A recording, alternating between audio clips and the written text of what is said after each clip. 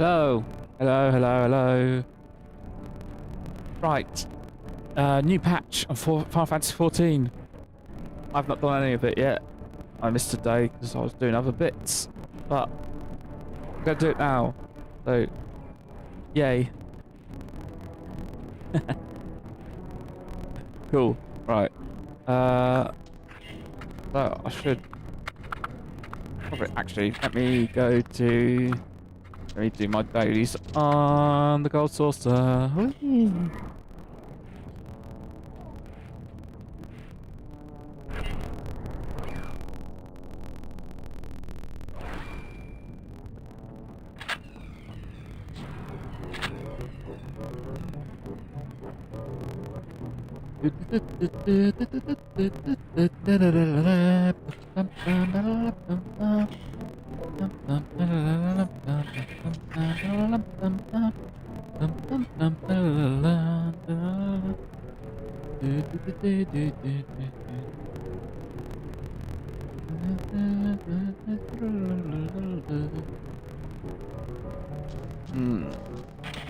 Right.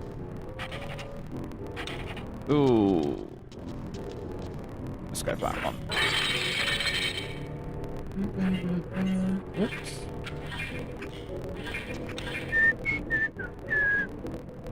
That one. That one. That one. No good options again.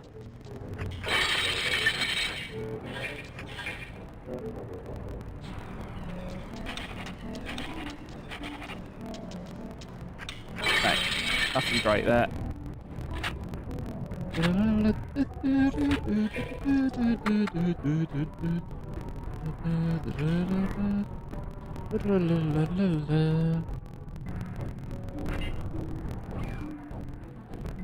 Da, da, da, da, da. Right. Main story, when one door closes. Oops. Ah. Oh, hang on, my controller keeps disconnecting. There we go. Yeah.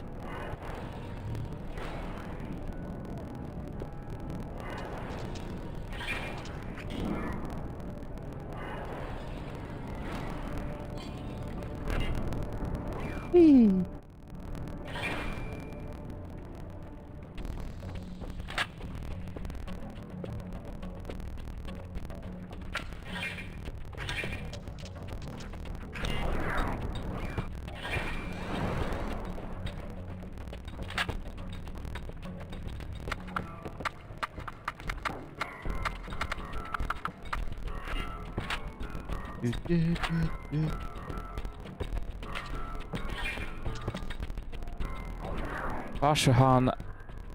Barshan has a message from Charlian.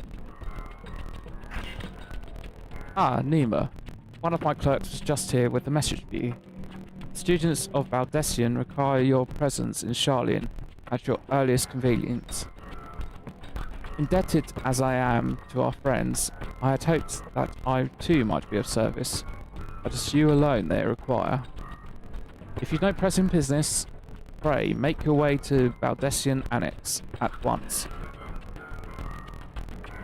Ojka waits your arrival.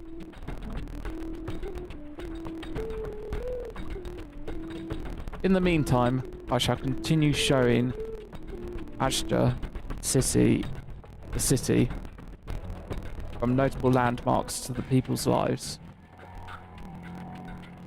There is still much and more for her to see. Farewell for now, my friend. I look forward to the day we set forth on another adventure together.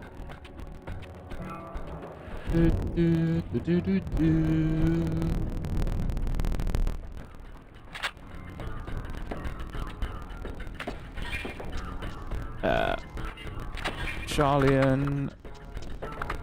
Oh, Charlian.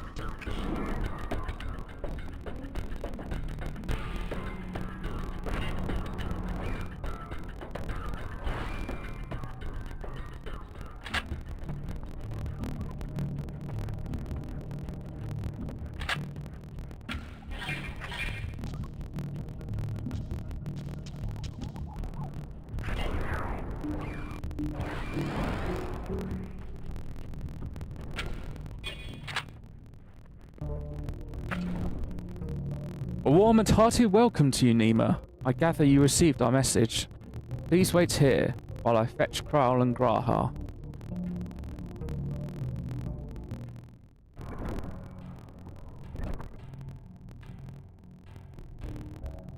Oi.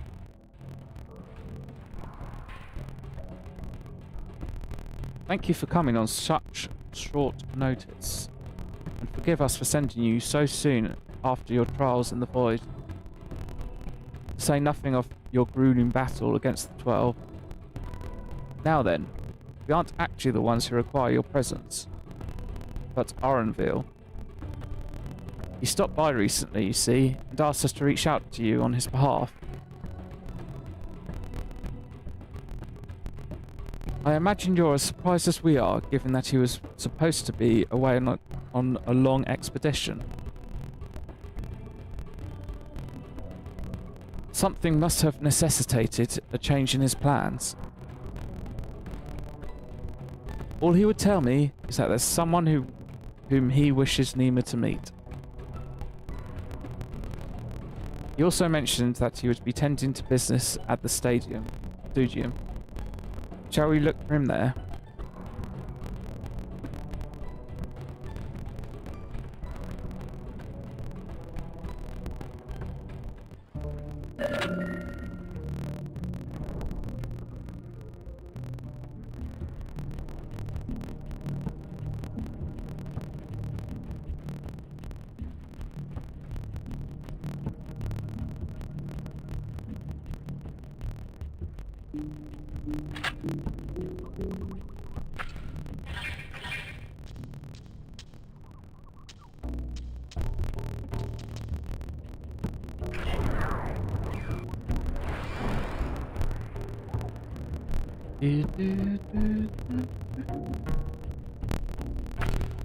Now then, where is Orenville?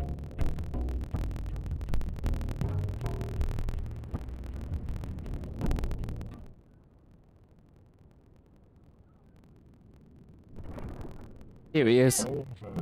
Orenville. I need to say his name correctly. My pronunciations are bad.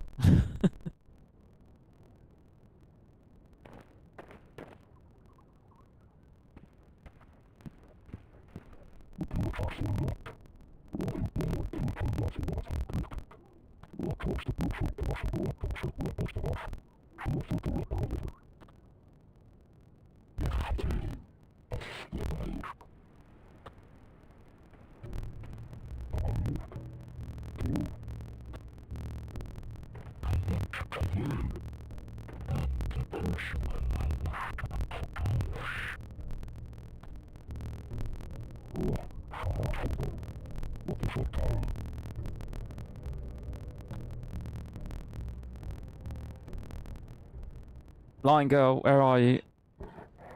Ah.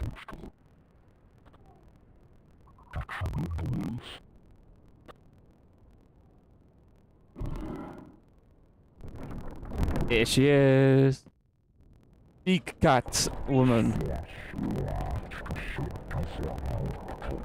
Hey. Female Hrothgar. Woo.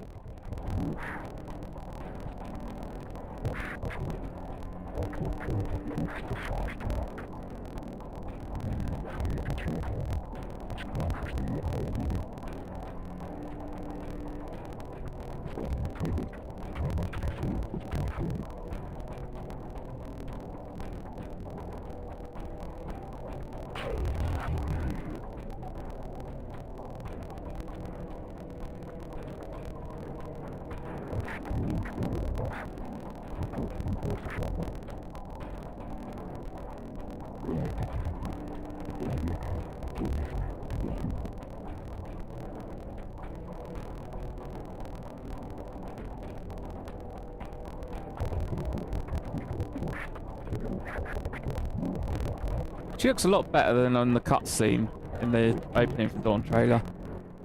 Dawn trail.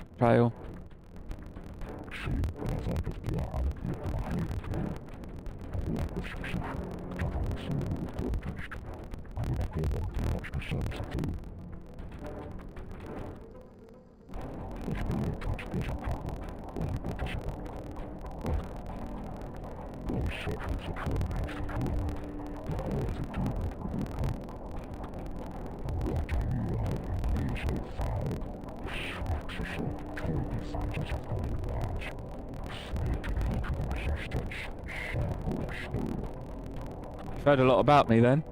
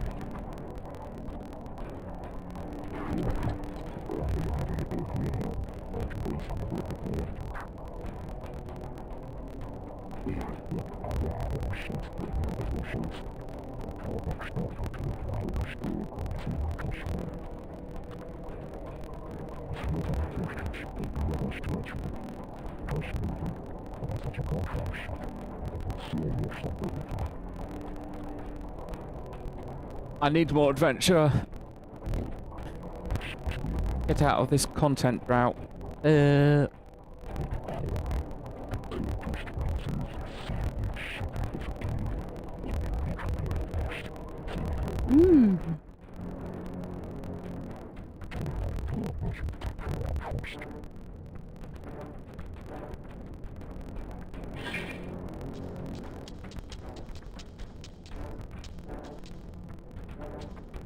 We have heard about the Golden City before.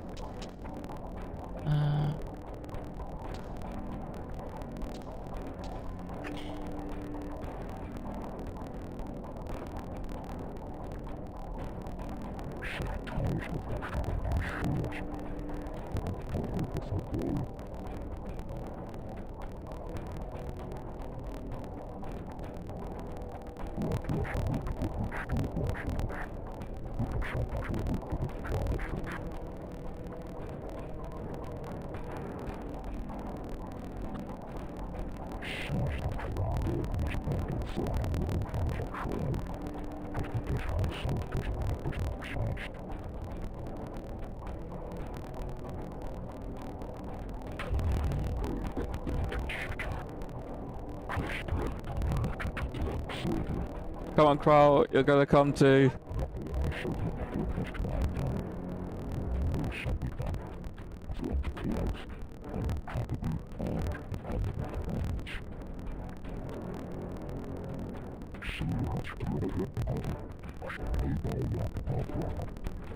Yeah, let's do it.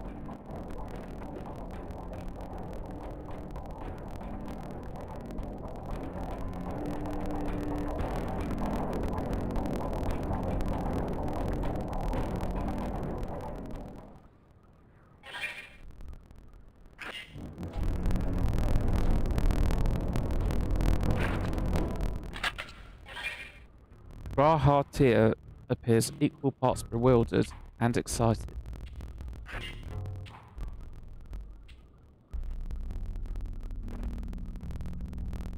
The chance to not only see Taral, but the fabled Golden City besides. This is the stuff of grand adventures, my friend. Which is not to say that you should hastily accept this invitation, mind. There's still a great deal we do not know. So let us begin to rectify that by first getting acquainted with our visitor in the manner she suggests. I'm not certain what might be a suitable location for her hunt, however.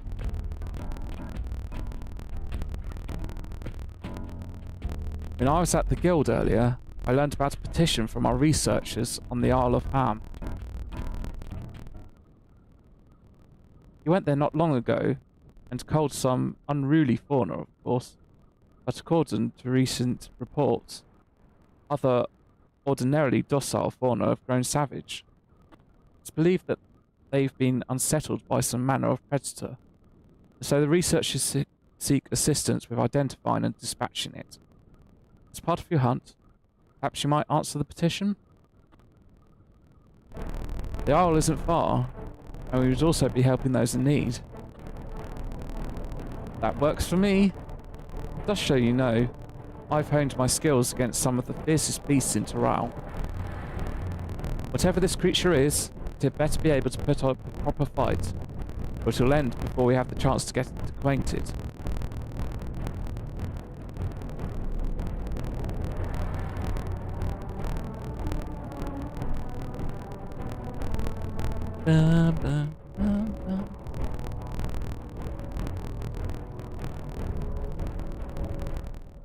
And before we can prove ourselves capable and dependable companions.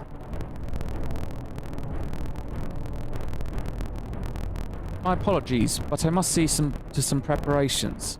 Pray, go on ahead to the Isle. I will join you as soon as possible. Yeah, bro, get your gear, because you're coming with us. If the rest of you are ready, let us head to the harbour. This being guild ship business, it should be simple enough to secure a vessel.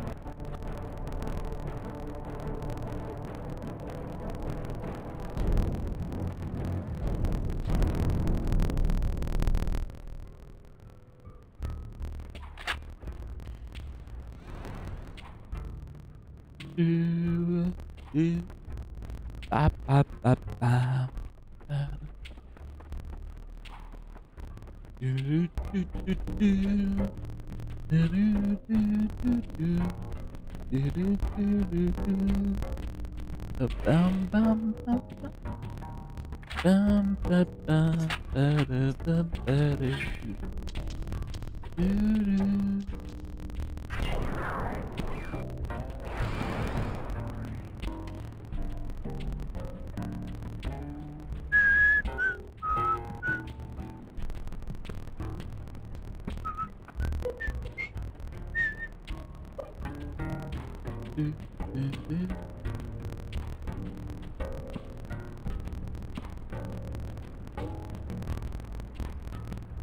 Brum, brum, brum, brum.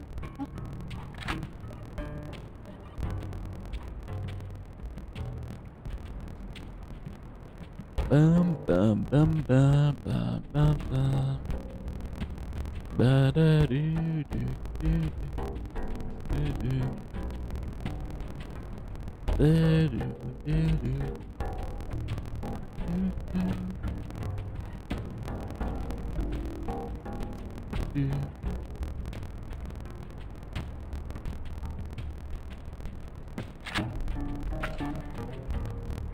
So we have to take a ship. Ugh, and I've barely set foot on dry land. Oh well, I suppose it's for a good cause. A hunt. Come on, let's get going. On boarding the ship, several cutscenes will play in sequence. It's recommended you set aside sufficient time to view these scenes in their entirety.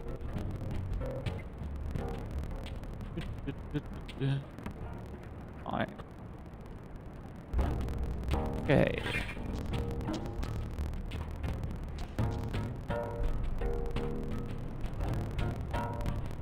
I'm not quite that close to the level sync.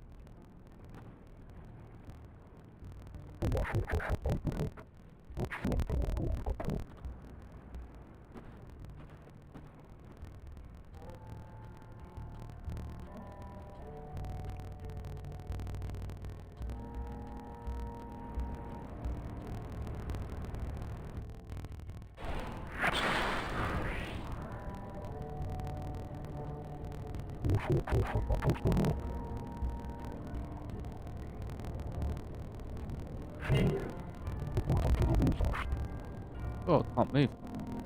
Right.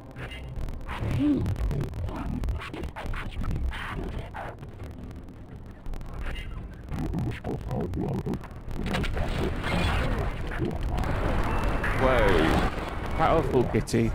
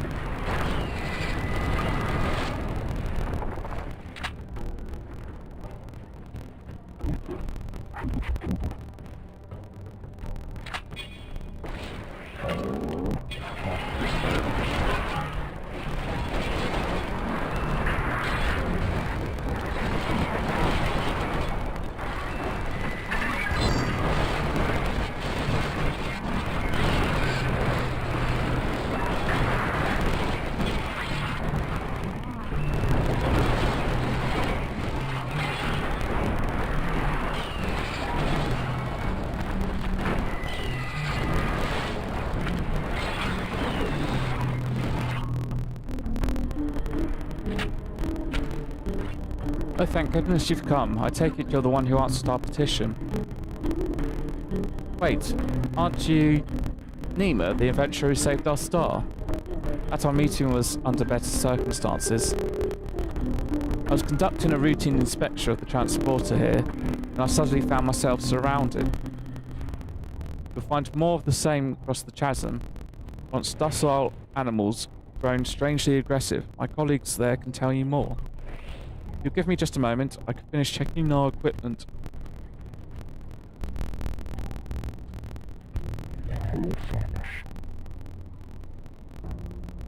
Yes, I am. I'm the warrior of light. I've killed despair itself, don't you know?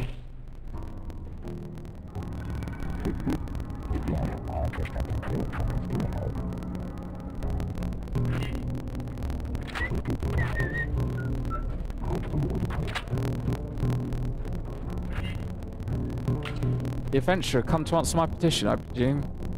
We're most fortunate to have one of your considerable skill here to aid us. A creature of unknown origins has been sighted on the island in recent days. We believe its presence has affected the local fauna. The animals beyond this gate are the worst affected we've encountered thus far, though we dare not go back. Your task is to quell any threats you find and search for traces of the beast responsible for all this. If you should find anything at all, we would be most grateful if you would share it with us.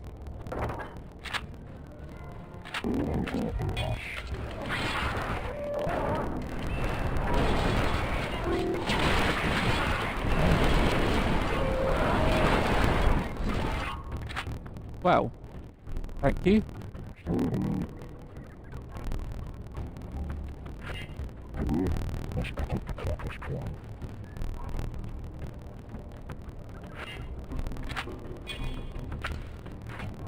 You find ravished beast remains, torn to shreds by sharp talon.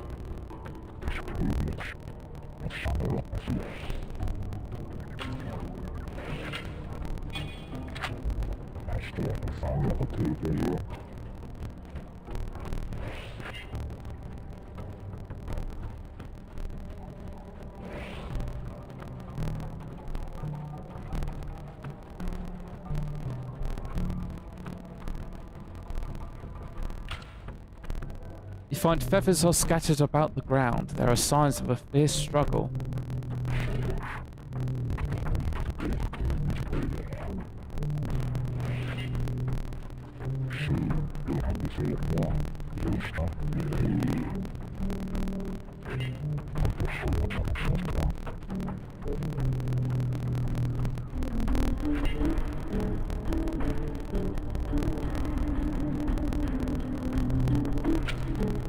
The cloying stench of fresh leavings assails your nostrils. Whatever beast left them is likely still close by.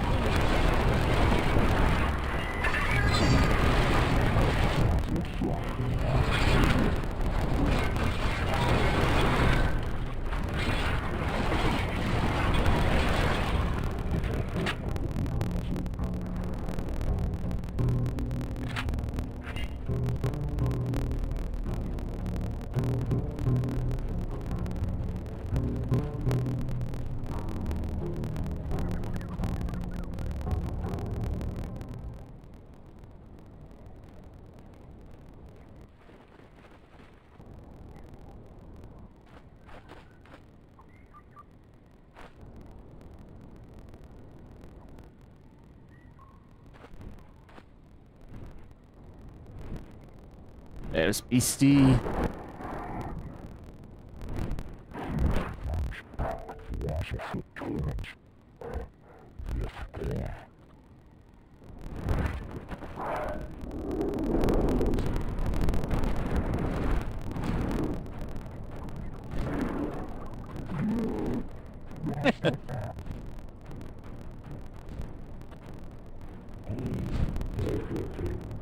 Oh, it talked. The parrot.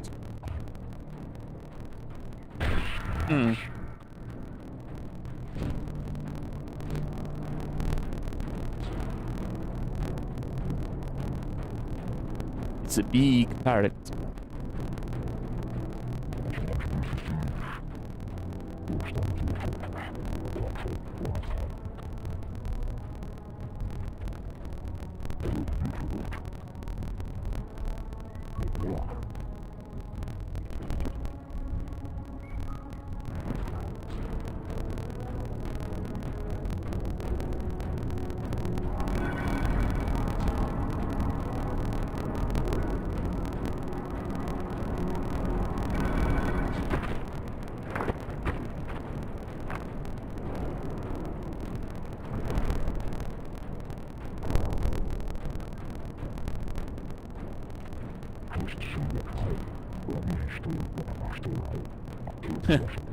Yeah, yeah. We'll keep your bravery known.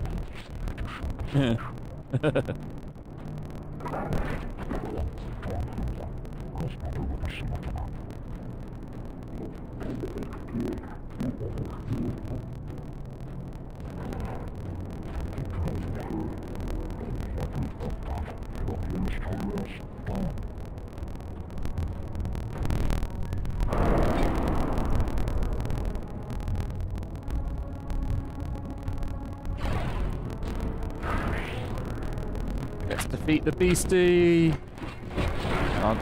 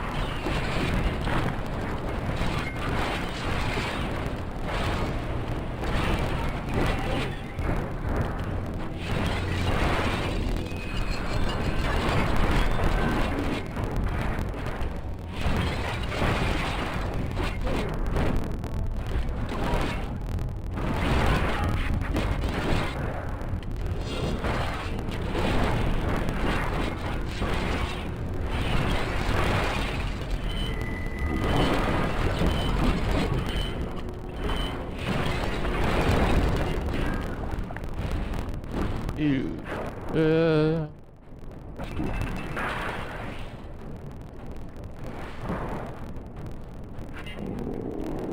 Oh, nice.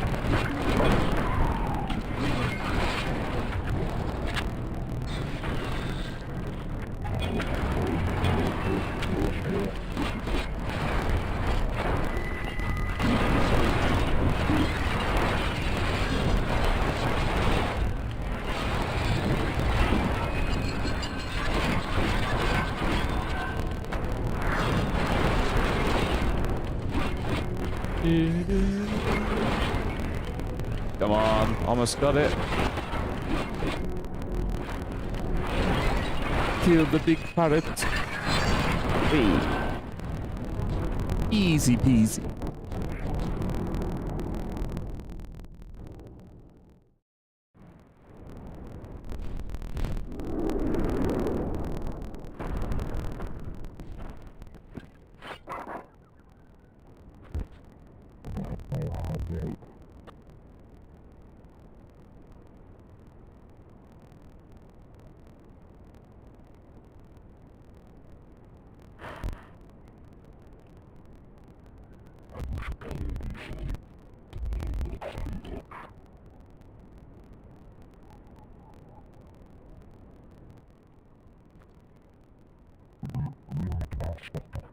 You're a novice.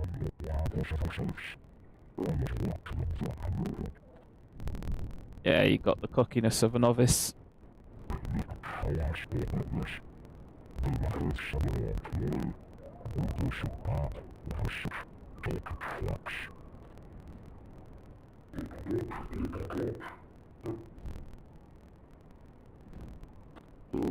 Mm.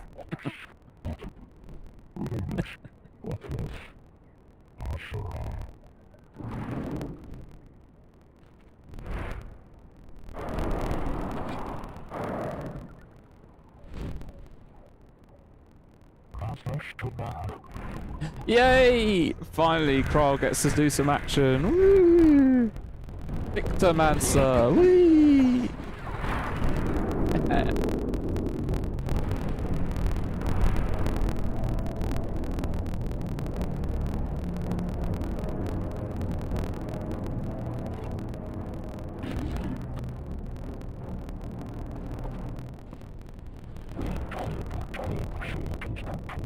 Yay!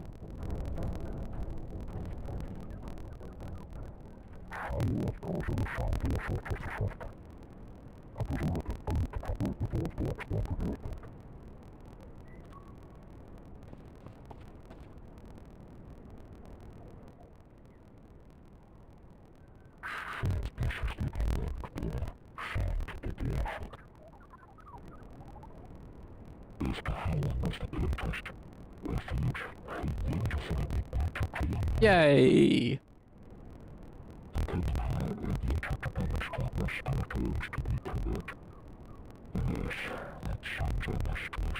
Had a long wait, Kral. Finally, you get to join us.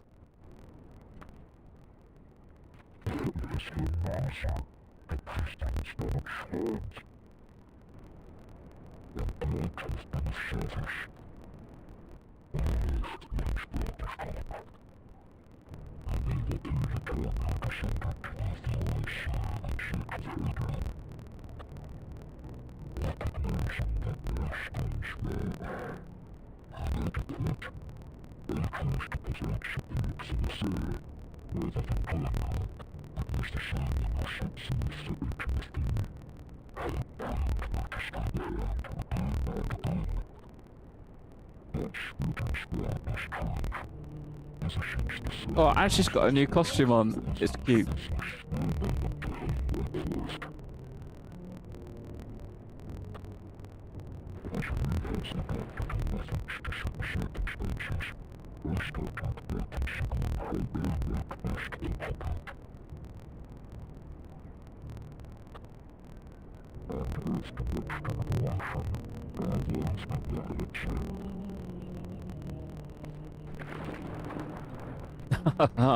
Yay.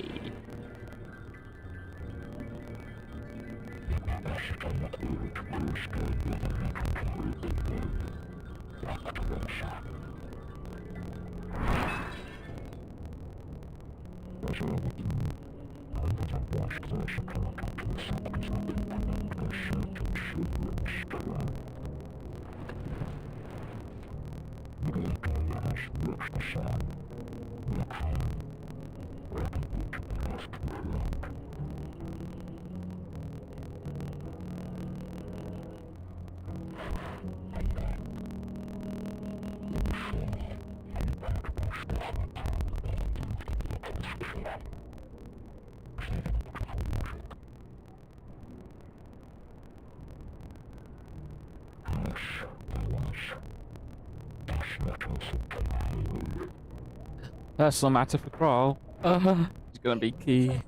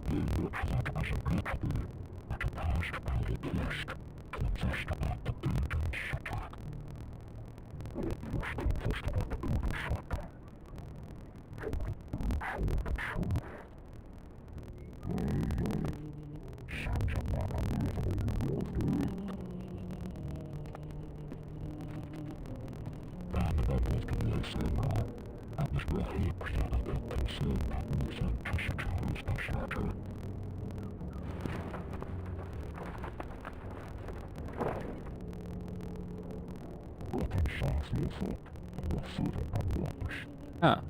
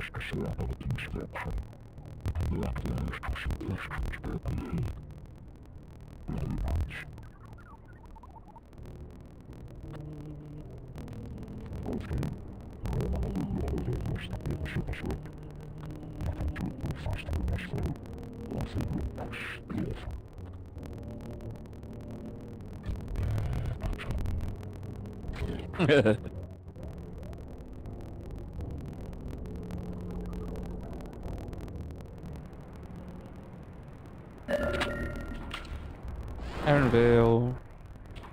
With the wildlife pacified and the research is safe, our task is complete. That just leaves the matter of the colibri meat. Better or worse, there's really only one place we can take it to here in Charlian, the last stand. Come, let us see what Stickon can pick up for us. Do, do, do.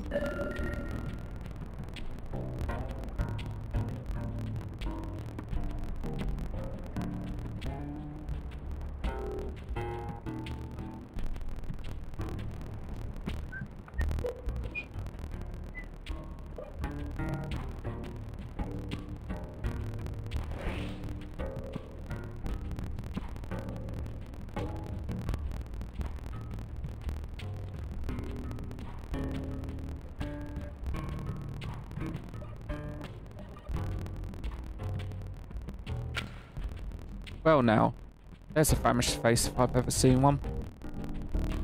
What can I get you, Nima? Aho! Bird meat from the hunt, you say? Leave it to me, I've just the recipe. It's a new dish I recently learned from some sailors. And for you lot, it's on the house. Have as much as you like, you hear?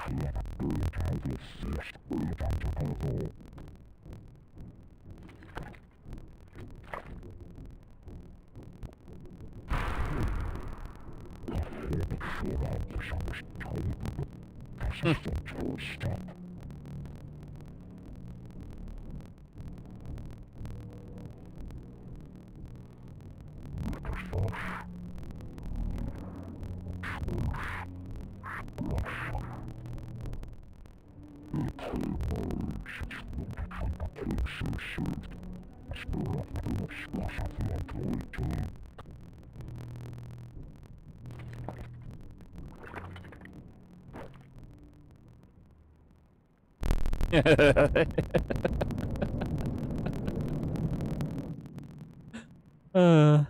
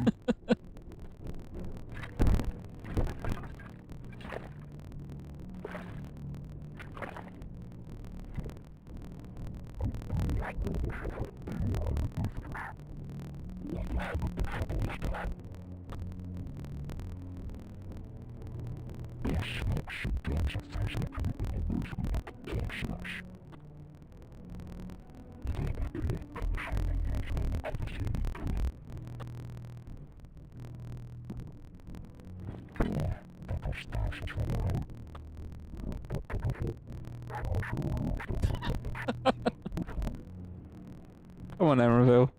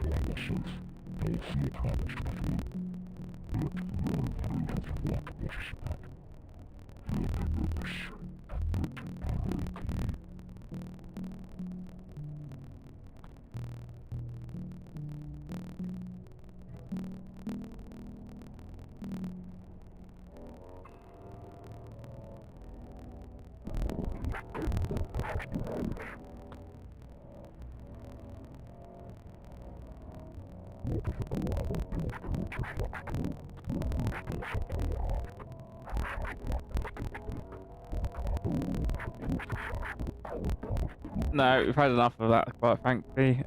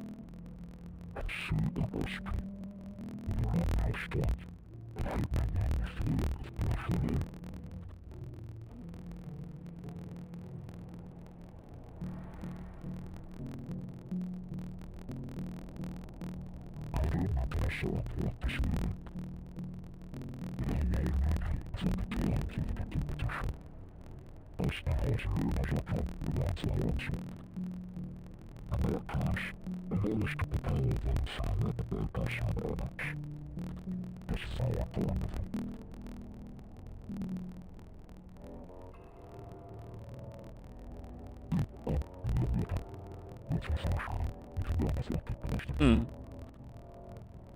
He's got a big appetite.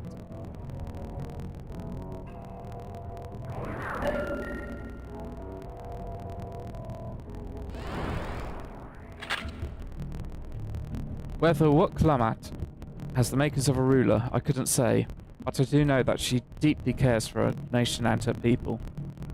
Whether you choose to help her, though, is for you and you alone to decide. Think well on it. Now then, it's past time I reported our mission's success to the guild ship.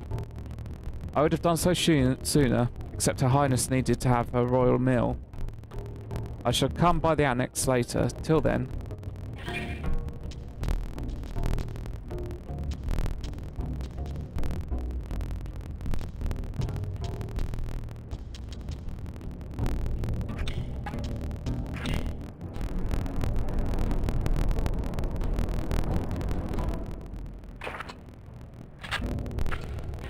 Dry her tears, mulling over what you have learned of Ffxiv and her plan.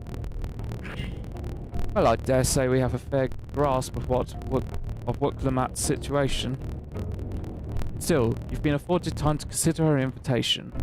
Why not use it to learn more about Taral? Minon is bound to have some information on the continent.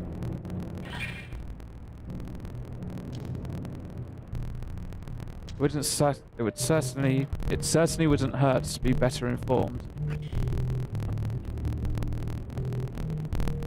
Quite right. Not only would it help you make an informed decision, but if you do choose to go, you would be better prepared for what awaits. Come, my friend. Let's be off to the archives.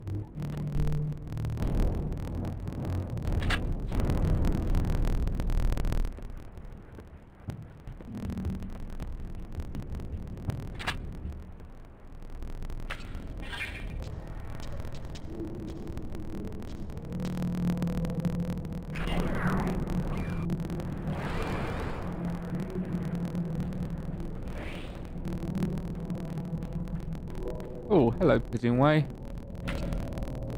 I guess my pudding wasn't needed to stop the final days after all, but I persevere.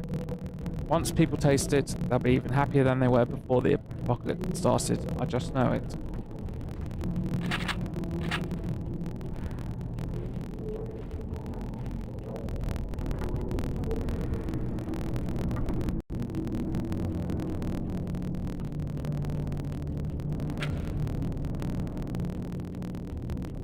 The origins of blue magic can be traced back to the esoteric practices of the Ffxiv, a tribe in the distant continent of Taral. The tribe holds nature in the highest, and in seeking to cultivate a spiritual connection with it, they have learned to harness the power of the wildlife around them. In exchange for teaching them the common tongue, I was permitted to live among them and to train in their ways. Those days were some of the most grueling I remember, but they were tremendously rewarding. For instance, I had the privilege of visiting Lapis Canyon, the tribe's sacred grounds. It is so named for the cerulean deposits that wells up to the surface, turning the entire canyon a brilliant blue. Under the shaman's watchful eye, I finally managed to master the Ffxiv's art and make the animal's powers my own. As no name existed for it in the common tongue, I took the liberty of naming it Blue Magic. The reason I chose this colour, as you have doubtless gleaned, is for the significance it holds to the Ffxiv. I cannot think of a name more fitting to honour the people from whom this noble magic was born.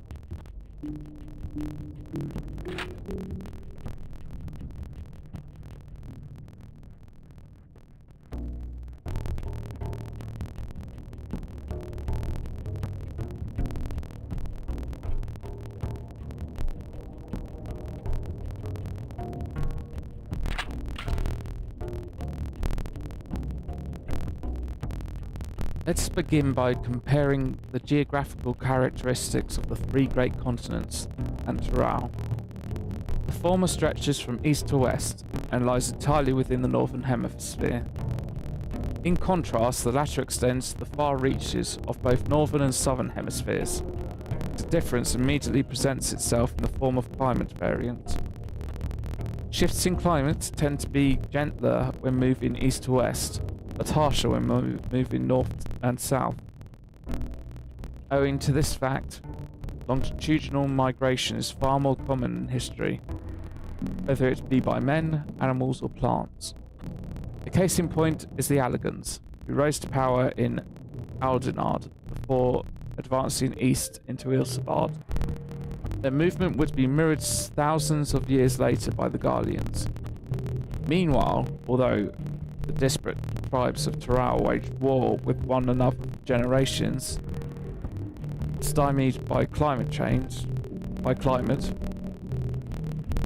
none could make any great headway north or south. Tribes hailing from frozen lands withered beneath the desert sun, while those that thrived upon plains could not pierce dense jungle. Such was the way of it until the leader of the Amul Jar succeeded in bringing the continent under one great banner. Given the land's divided history and the reason thereof, one cannot help but be in awe of this feat. Truly, it is a testament to the Autarch's greatness.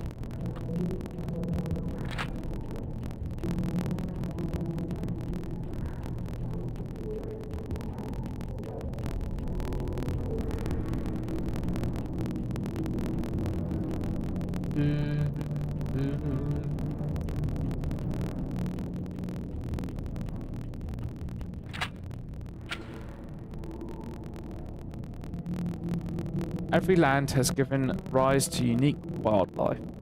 The continent of Tyrrell is no exception.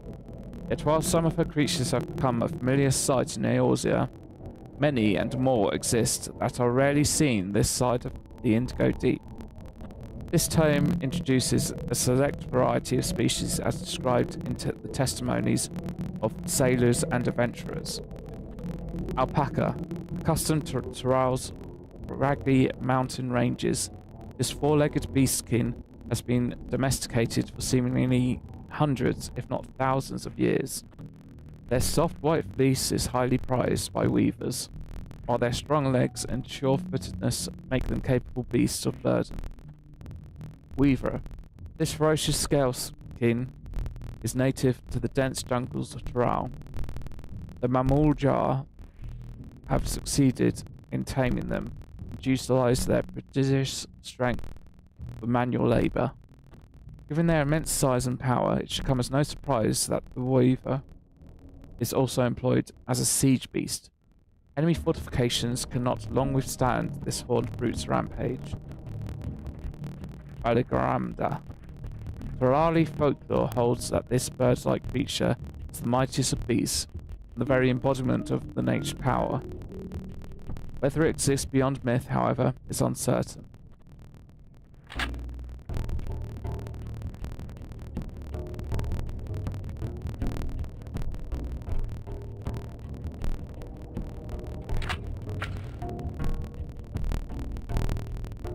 It's impossible to adequately discuss Eorzean cuisine without speaking of that land from which many of our modern staples hail, the far western continent of Tyrrell. ogre pumpkins, ruby tomatoes, and even ubiquitous popoto. These crops and more that regularly grace Eorzean dining tables trace their origins to the New World, as the place is known to most. The tale of this culinary immigration begins in the year 1498 of the 6th astral era, when the Lominsan sailor named Katinram successfully traversed the Indigo Deep to arrive at the theretofore unknown continent. Ketinram spent several moons exploring inland, in the course of which he encountered the denizens of the sprawling nation of Mamuljar. He was even granted an audience with the supreme leader, whose confidence he won along with permission to roam freely. Ketinram would return to the Tural several times, but during his first expedition he charted the land and gathered myriad root vegetables and seeds to bring back to Limsa Lominsa. The most notable of these was the popoto, whose ease of cultivation and nutritional value saw it quickly spread to all corners of Eorzea. Produce was far from the only bounty of Kataram's expeditions to Tural. Many tantalizing recipes, such as the bean-filled burrito, and gripping legends, such as that of the Golden City, reached our shores by way of his ship. To those outside of Kataram's circle, Tural largely remains shrouded in mystery. Its influence on our cuisine cannot be overstated. Many scholars, myself included, would relish the chance to immerse themselves in the culinary culture of that faraway continent. Having perused a wide selection of books relating to Tural, you are somewhat better informed about your potential destination. Rahatir will be eager to know what you have discovered. Should you wish to read these books and again, speak with the reference page.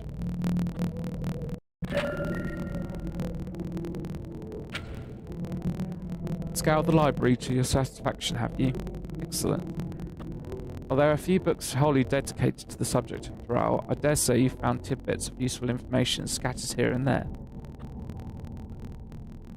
Let's come. Let's continue this outside. The Mamets do not take kindly to chatter.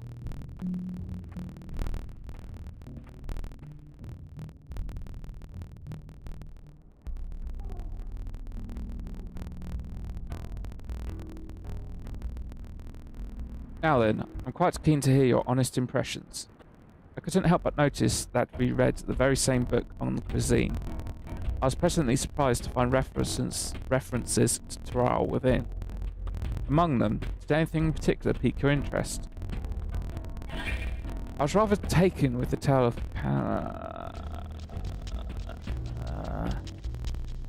potos. I have a newfound appreciation for them.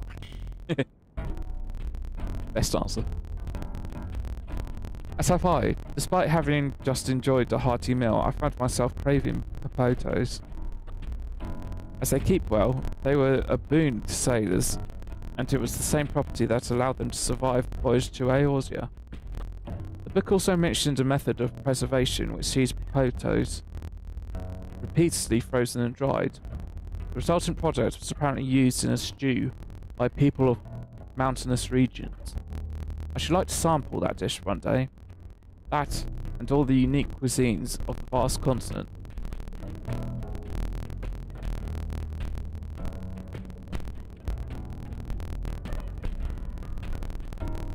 But moving on, did you perchance learn aught about the fauna of Tural? Given your adventuring background, I expect the topic would interest you. Alpacas, weavers.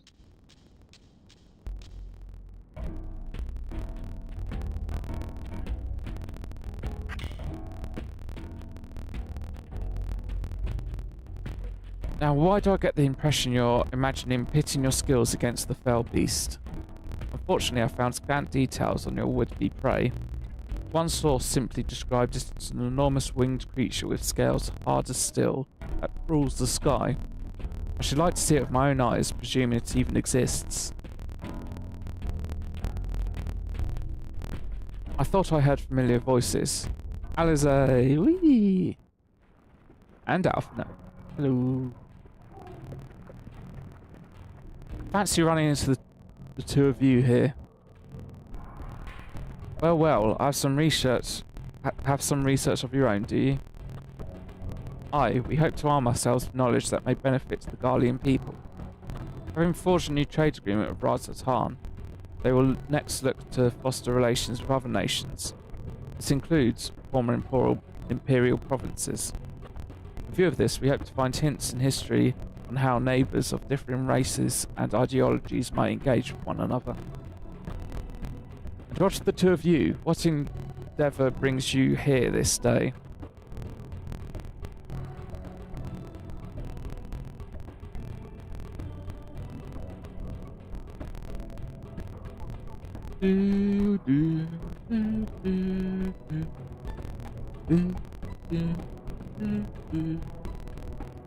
A nation composed of the disparate peoples of Taral. I dare say this is precisely the kind of example we seek. We'd do well to tread We'd do well to read up on Lilial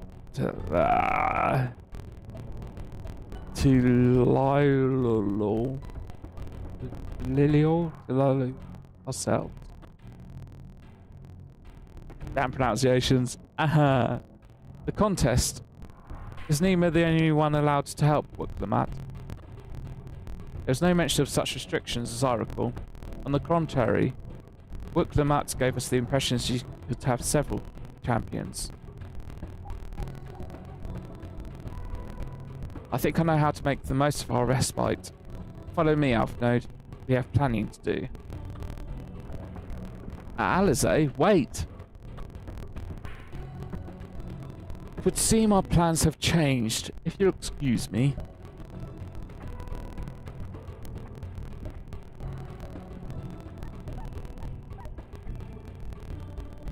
They never could rest on their laurels.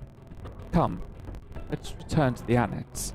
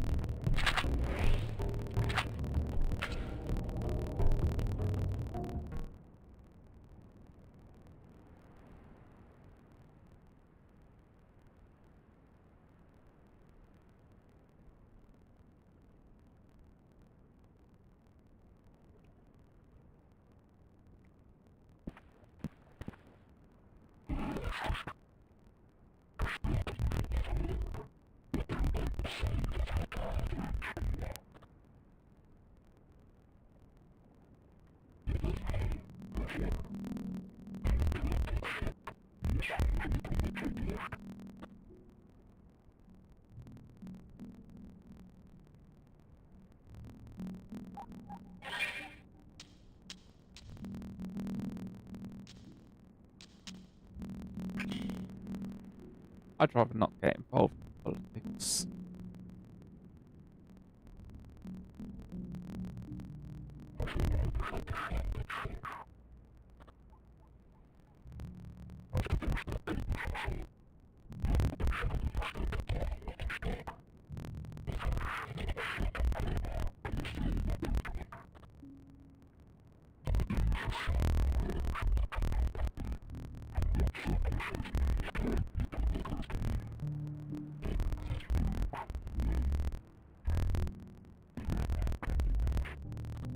We know that won't happen.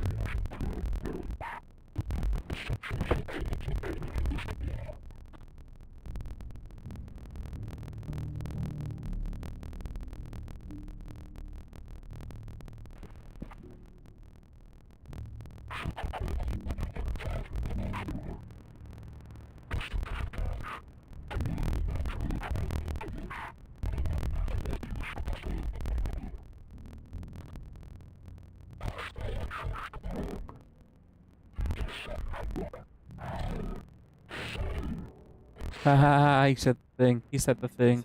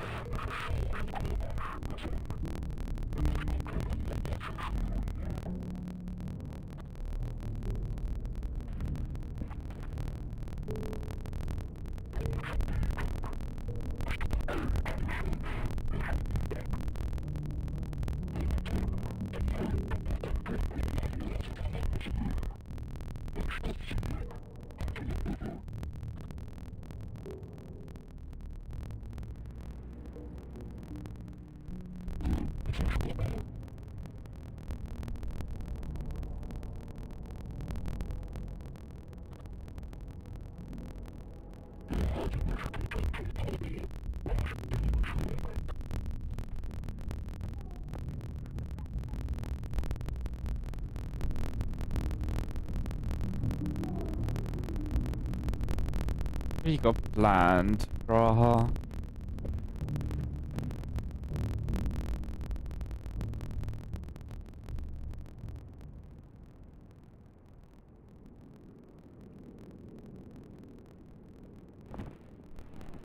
Oh, the signs somehow magically all appear in the same place after we all split up after Endwalker. We're all converging.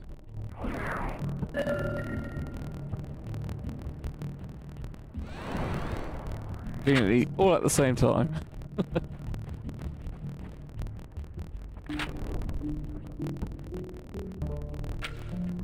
Welcome back, Nima. If you're looking for Wuklamat, she's currently with the others in her chambers. If you like, I could go fetch them for you. Understood. Please wait in the main hall.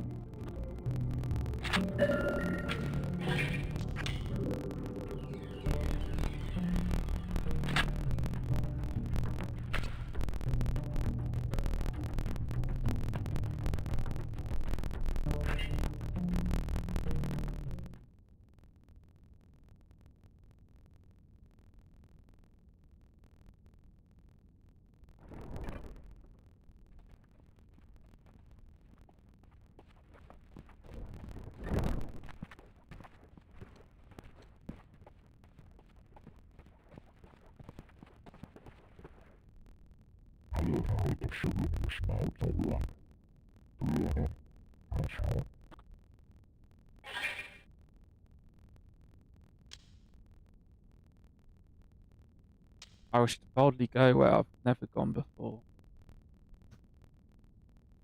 Okay, let's go for the Star Trek reference.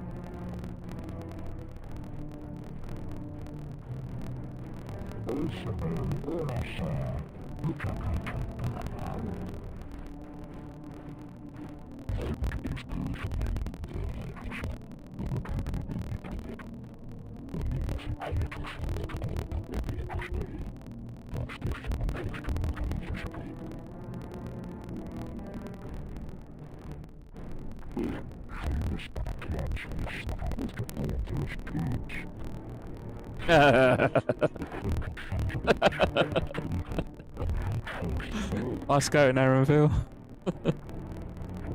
Don't want to get on Alizé's dark side. Don't want her off after you.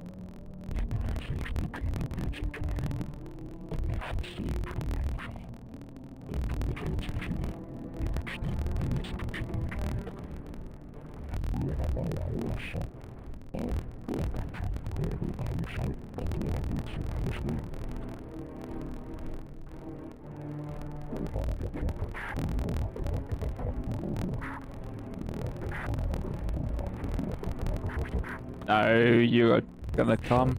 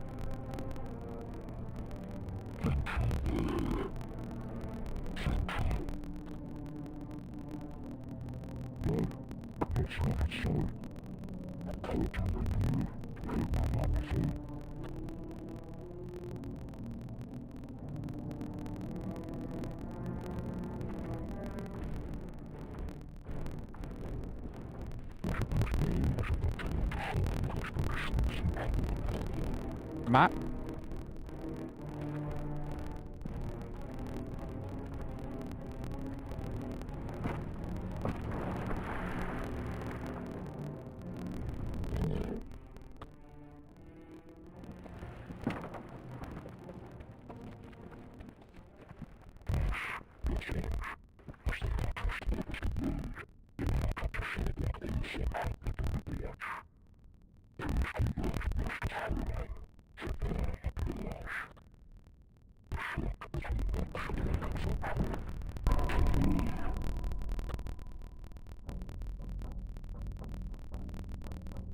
Dun, dun, dun, dun, dun, dun, dun.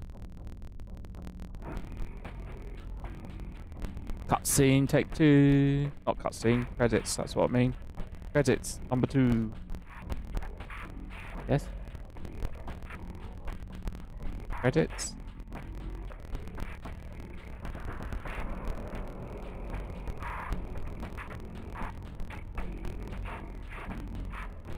Yeah, credits number 2.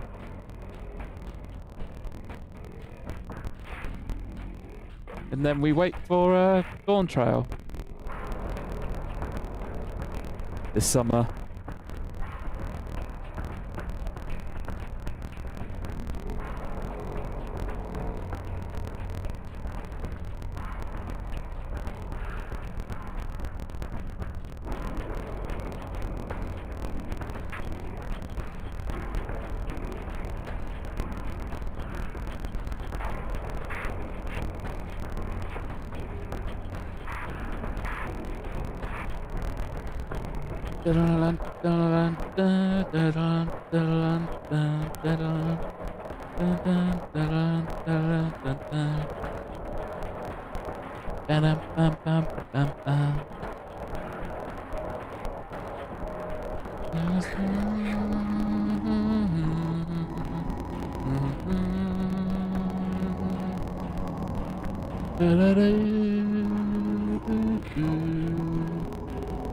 Hello, hunky star.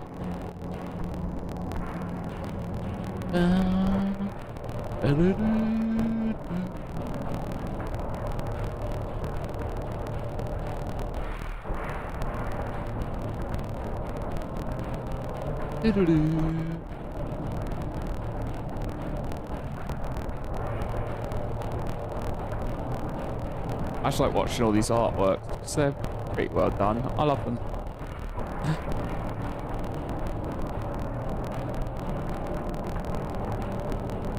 So I'm guessing that's going to be the team that arrived in that room is going to be our team. Then we're going to compete against Thancred, Yostola, Oriange, and Estinian. So we're going against Estinian.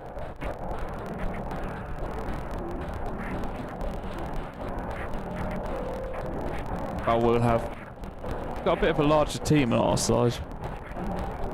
Got Trial, Alphanode Analyse, Erenville, Graha,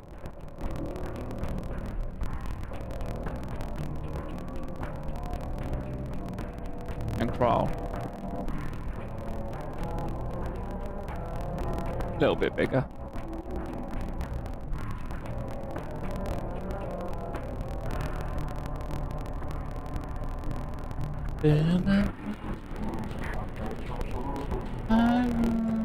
Ohio.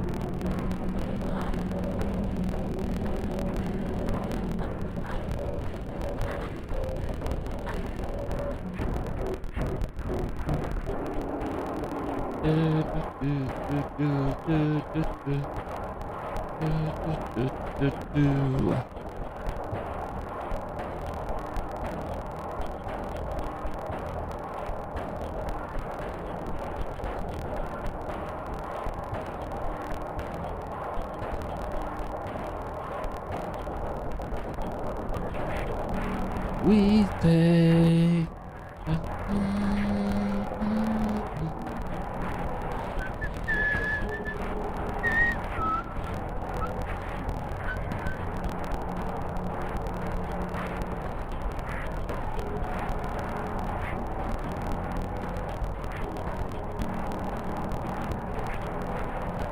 Oh, didn't realize extra goal speed.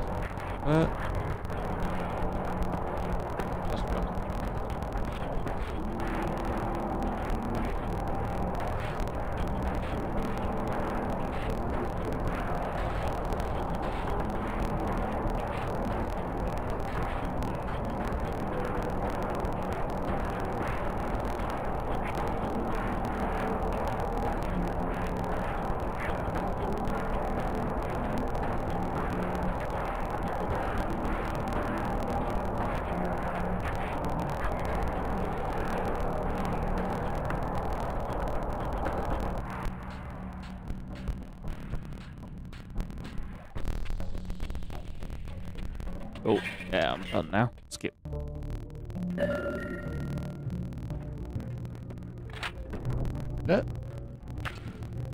Lest you wonder about your passage to Taral, Erenville will arrange a ship through his guild. Oh, I can't read. You need only worry about your own preparations. Speaking of which, please take this with you.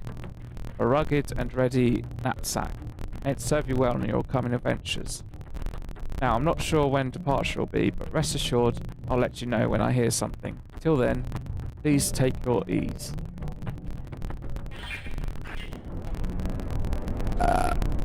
Pardon me.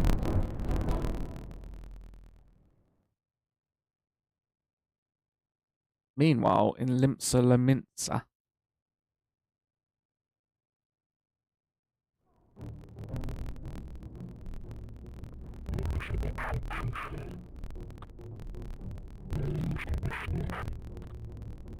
Right.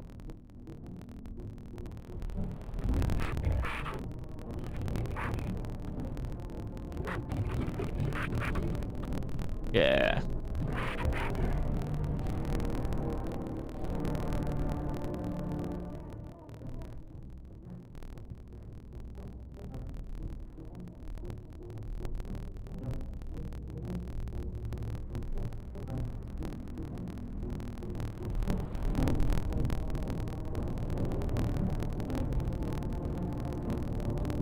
Meanwhile, in Old Charlian.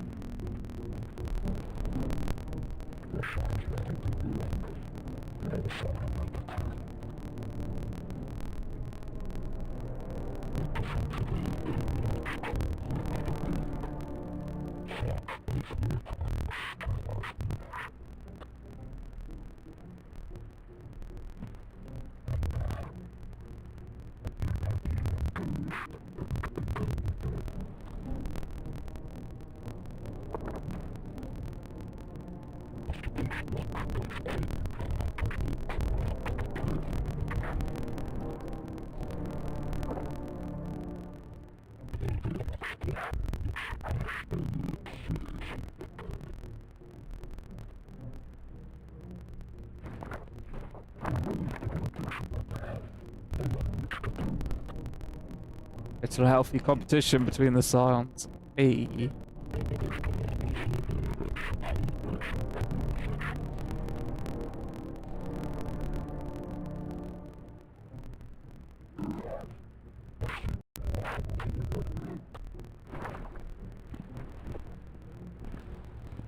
Ah, look at the broskies going off on their own adventure.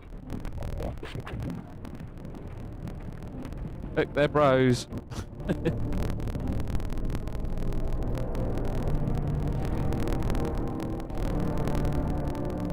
What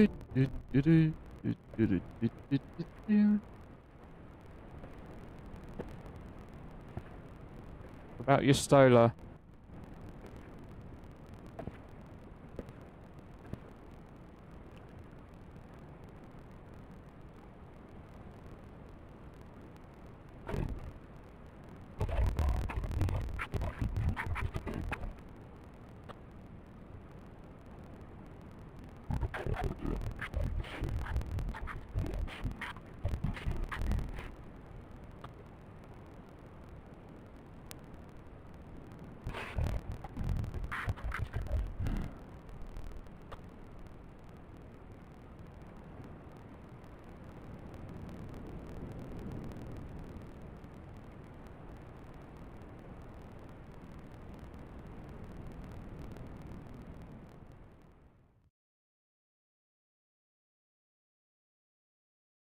Okay, so we're not going to know how your Stola gets there until we get there. He gets there somehow, though. Row forth to break Horizon's bond and treads. I missed that.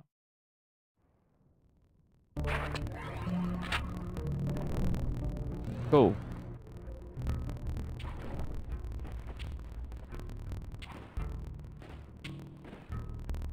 Right. What else do I have to explore? I saw a exclamation point. Do Hildebrand. I think, is this Tataru's? Yeah, this is Tataru.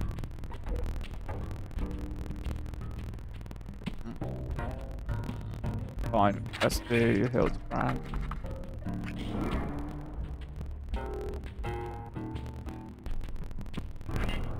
Let's get some silliness.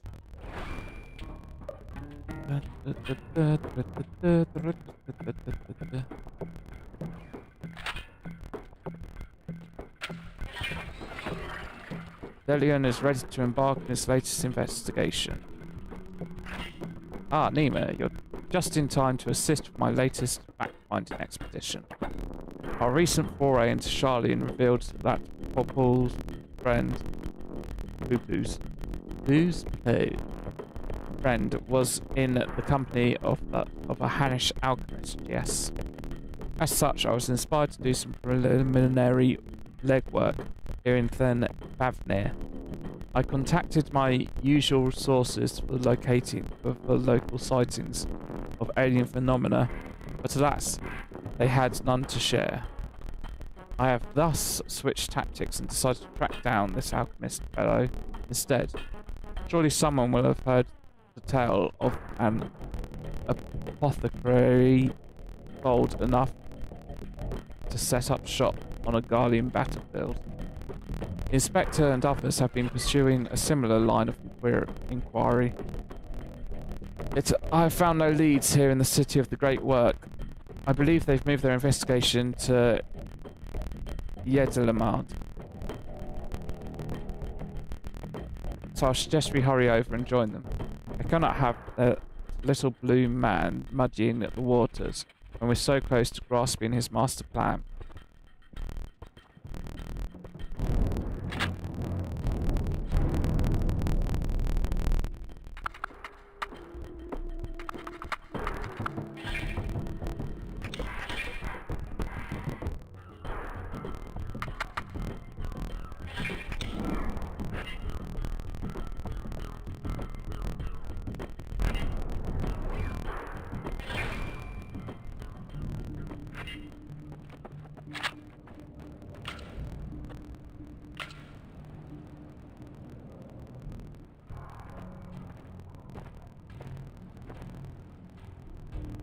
I see the two of you are eager as ever to observe my inspectorial genius at work.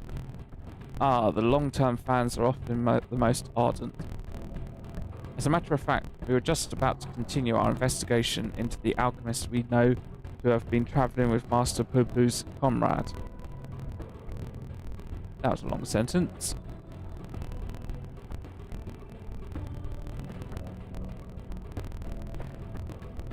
I mean, that is to say, I'm merely following the Inspector's wake. You needn't be so modest, my dear Inspector Branderhild. It is wrong of me to comport myself as an equal to you all in any respect, but I am but a copy, and a flawed one at that. Stuff and nonsense, clone or not, self-deprecation is unbecoming in a Mandeville man. Exactly, the things you can do are amazing. Oh, I don't know about that. 'Twas you who saved Nima from certain doom, was it not? Well, not quite as alacritus as mine. Your rapid reasoning is nevertheless quite effective. It's kind of you to accept me, rough edges and all. I only hope my meagre contributions are of some small assistance.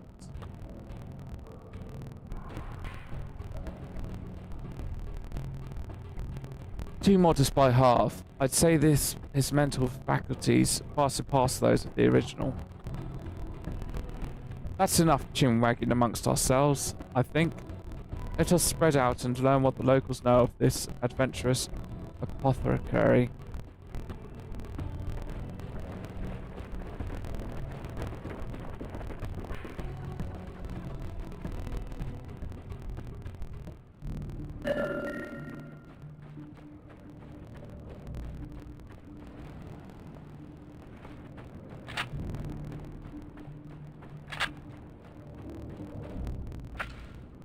Yes, I know the one whom you speak. A fellow fisherman told me of his friend of his, an apothecary who set off for war-torn gala mold to sell as medicines. A reckless fool, if you ask me. With no interest in the affairs of such men. But you do, I take it. If so, I suggest you head to Ffxiv and hear the tale for yourself. Look for a red-haired lad there gathering shellfish.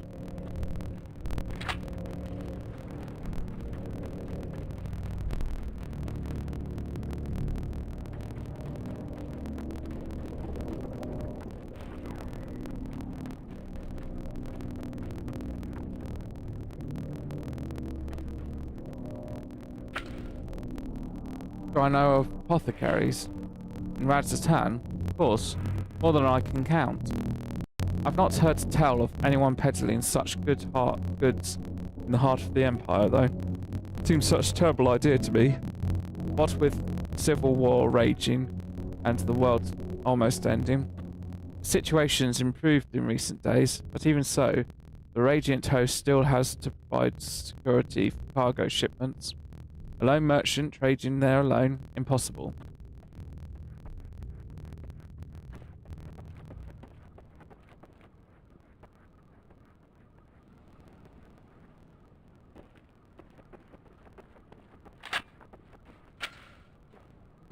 I know of many merchants who travel abroad to supply their wares, but none who have business in Garlemald. You'd have to be mad or desperate indeed to consider setting up shop in that troubled land. I mean, word is we've signed some kind of trade agreement with the Guardians, but it's not the kind of place where one simply wanders in and opens a street stall.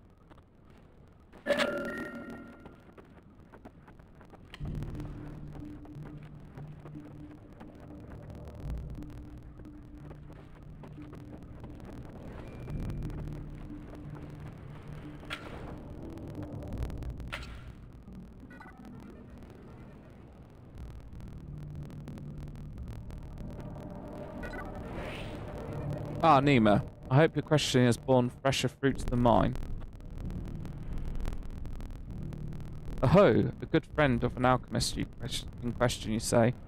Let us gather the troops and pay a visit to this delicious fisherman.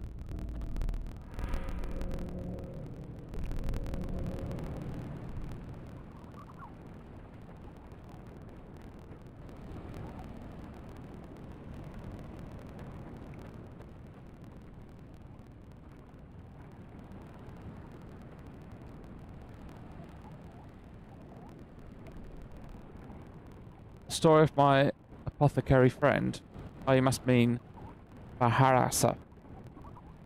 Well, I was near enough to calling it a day anyway, so here's what I can tell you. Baharasa comes from a very poor family, and growing up, never had much in the way of money or possessions. I suppose those experiences are what led to his lifelong obsession with gaining wealth. After trying his hands at a succession of trades, he decided alchemy would earn him the most skill, but his stock never sold as well as he hoped. So when he heard about the eternal strife of Garlemald, he saw as a golden opportunity. Surely the middle of a war was the best place to sell medicines. Or like the best place for near-death experiences. Soon gave up on his Garlemald adventure, but while one would have expected him to return lamenting his ill fortune, Baharasaf was practically euphoric when I saw him again. Ah, God's given blessing he'd found in the new snowfields had given him much cause to celebrate. He said he'd learned how to create gold. I must admit, I laughed at first, but then he showed me a gleaming mountain of the stuff. Enough to proclaim a merchant prince. Himself a merchant prince. He even changed his name to Van Huldi, a word which brings to mind the bounty of the divine.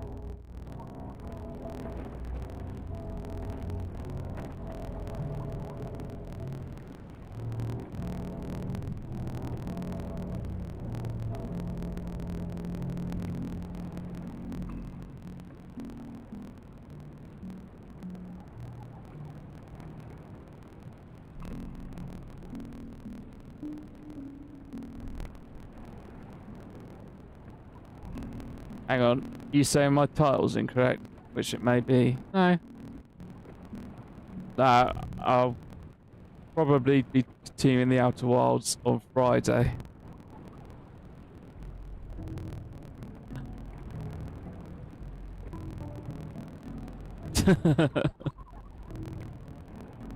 The name I've heard, he's a rising star in the markets, is he not? The one snapping up commercial ventures left and right.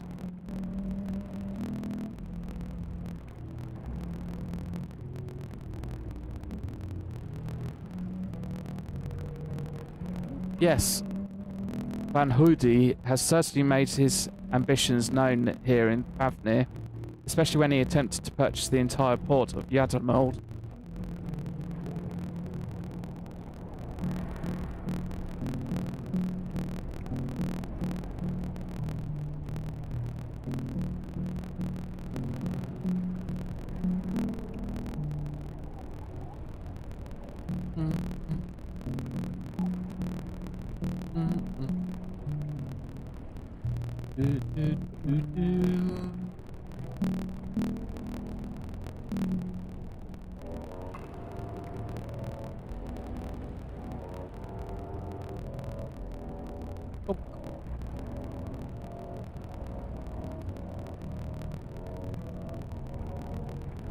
I'm just correcting some things here.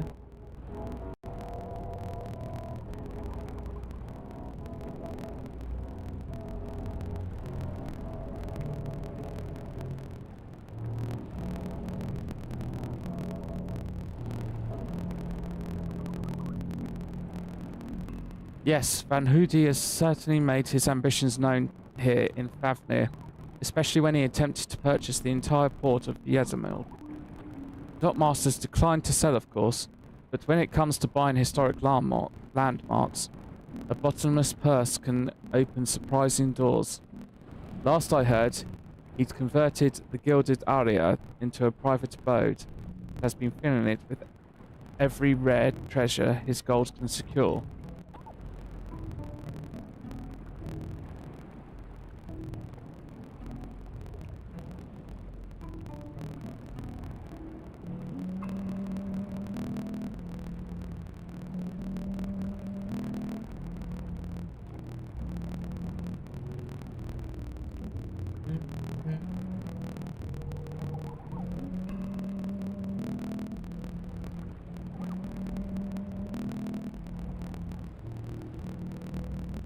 Ah, you're right, my title is incorrect. I will correct it.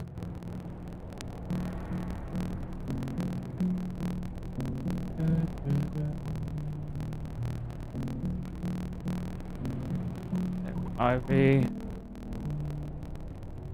Good, I did change the title. For some reason it didn't log correctly. Let's correct all this. Done. There we go, corrected it.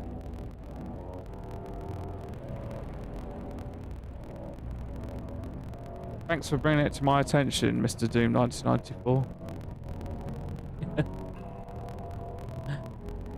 He pays out particularly large sums for artworks depicting the goddess Azura. I remember him being a fervent worshipper of hers even as a child. I've encountered much Anusa and Margalore in Razatan, yet I recall no mention of this Azura. But that's hardly surprising. As a deity of war, she is not well loved by the common folk. Ahadasaf is different, though. He sees life as a constant battle to amass wealth, and it is to Azura whom he prays for victory. And damn me if she didn't listen to him. If she didn't listen. That once poor boy became merchant royalty, a man far too rich and important now to afford more than a fleeting moment for simple fishermen, even those who were once dear friends. Ahem. If you'll excuse me, I really must leave it at that. These clams won't sell themselves, you know.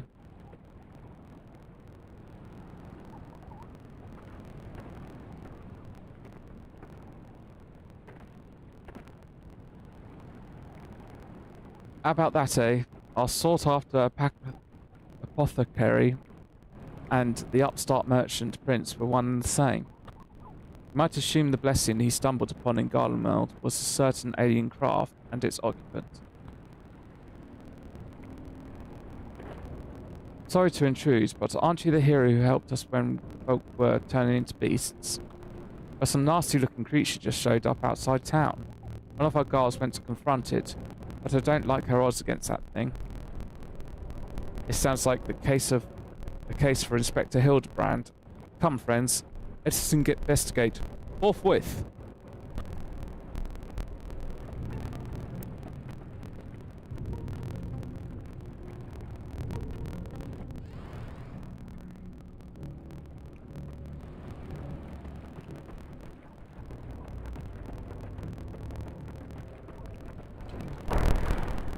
Ooh, it's that thing again. I thought you destroyed that monster.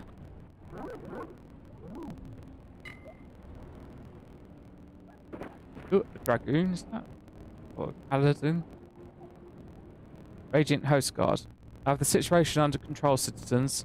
This individual bears a strong resemblance to a known fugitive, so I thought it prudent to investigate. Regrettably, he has proven less than forthcoming with answers. How many times must we teach you the same lesson, shiny skull man? Lesson? What are you on about?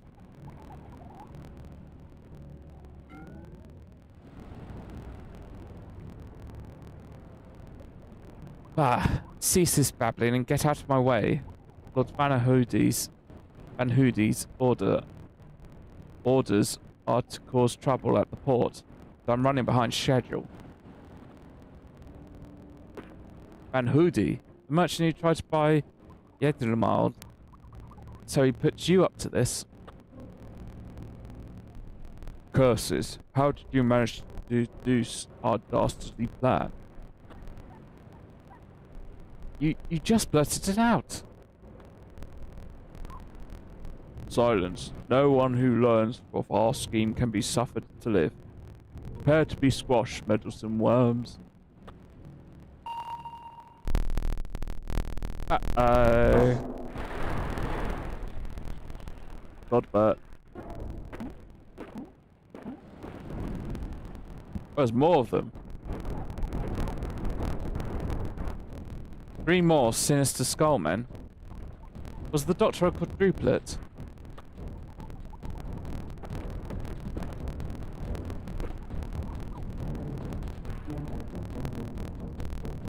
Oh my.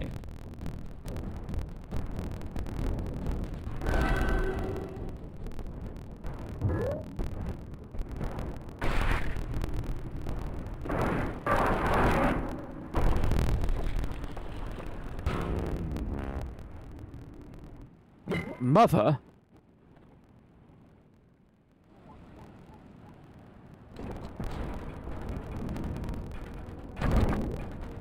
Vexatious vermin. Vexatious vermin. This will soften you up.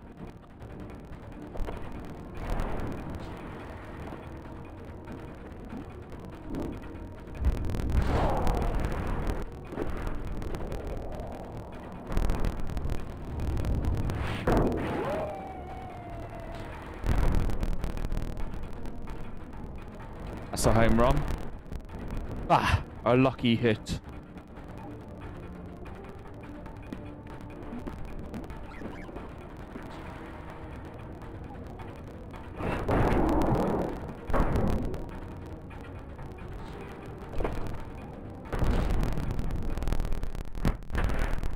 Oops, easy.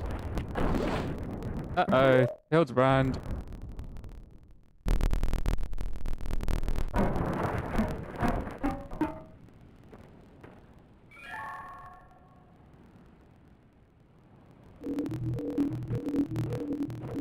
Walks away.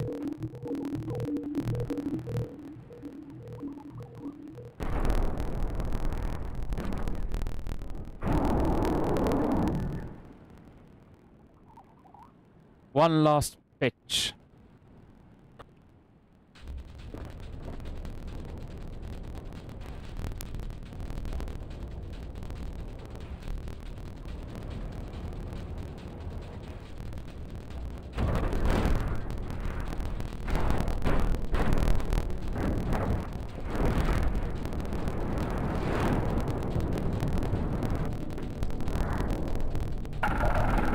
Unlimited heavy hitter special.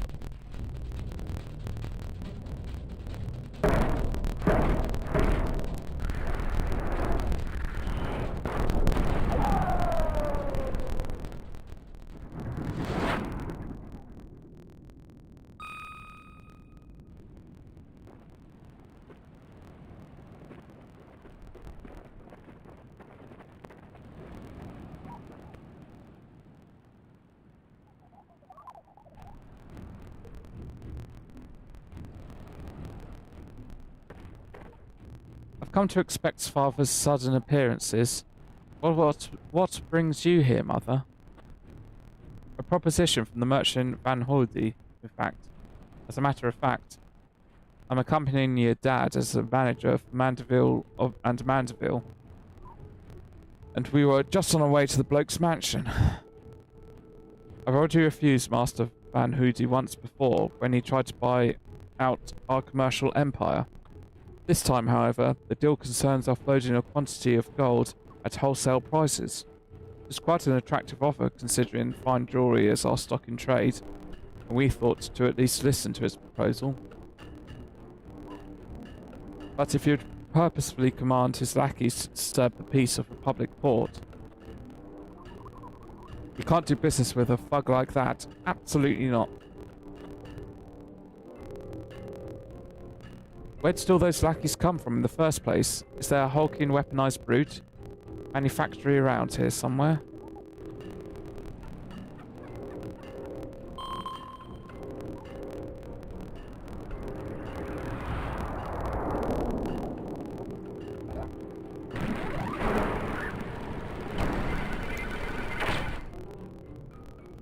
As I suspected, my ship's vaporization beam is configured to expunge only replicated matter. You can copy inorganic materials as well. How interesting. Once the matter duplication facility has analyzed an object's molecular structure, it can generate any number of copies. Yet it cannot create matter from nothing. A requisite supply of ether must be on hand to facilitate the process. Cool, you sure do know a lot about a lot, Inspector Branderhill. Even alien starships.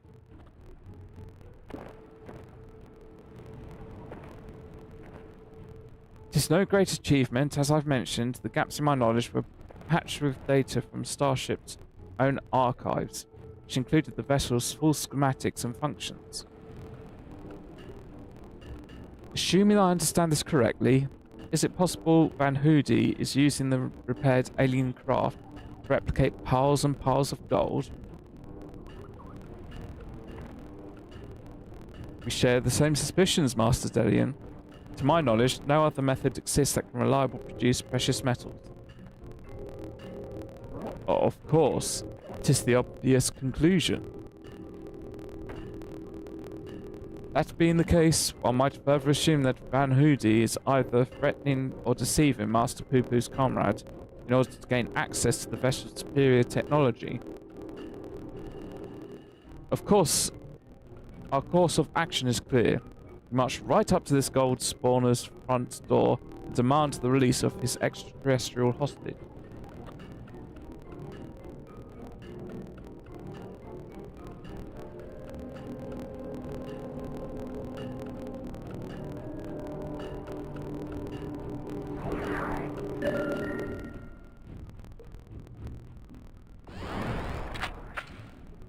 You must confront this malicious merchant at once.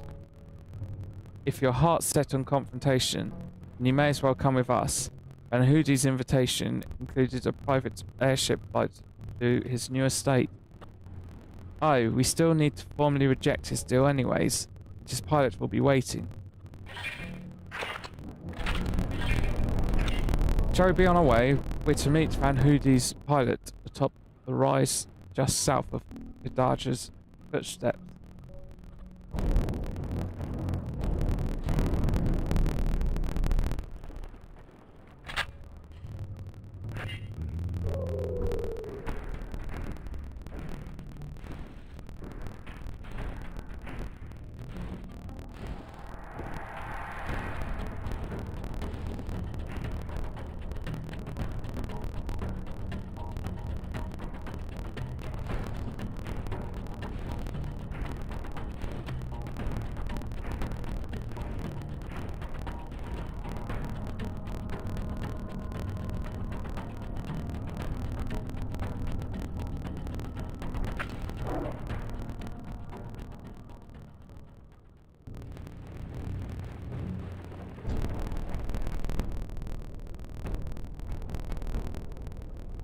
Lord Gothbert, Lady Julian.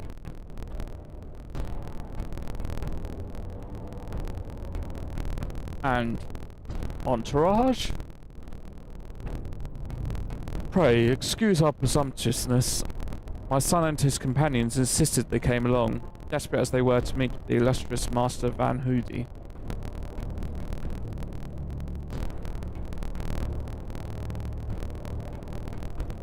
I see. One moment, if you please.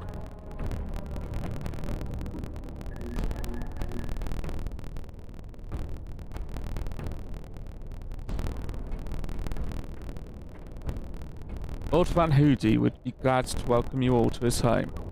Pray, step aboard, and I shall take you there directly.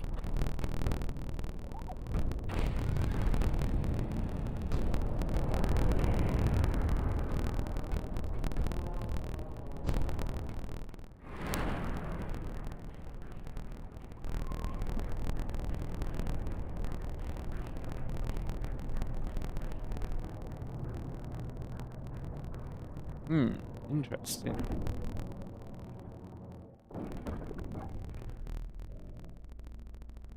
Welcome, honoured guests, to my humble abode. I trust the view is to your liking. Since you travelled all the way from the distant Aldar, a pleasant backdrop to our talks was the least I could provide.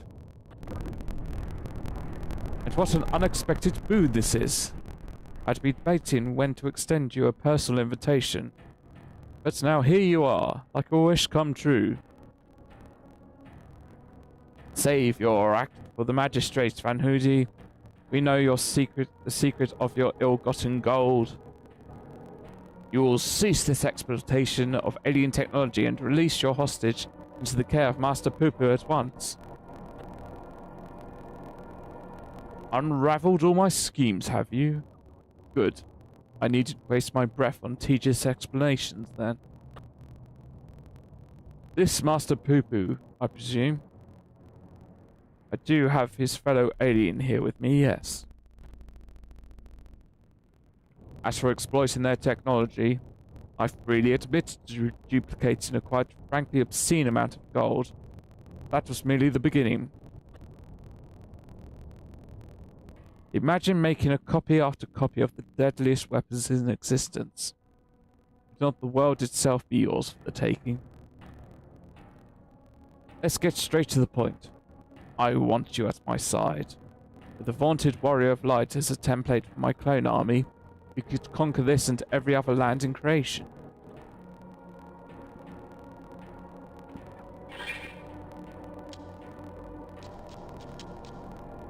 Yeah, let's do a turnaround.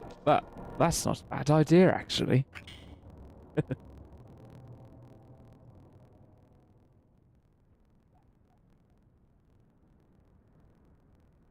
A splendid jest, my friend.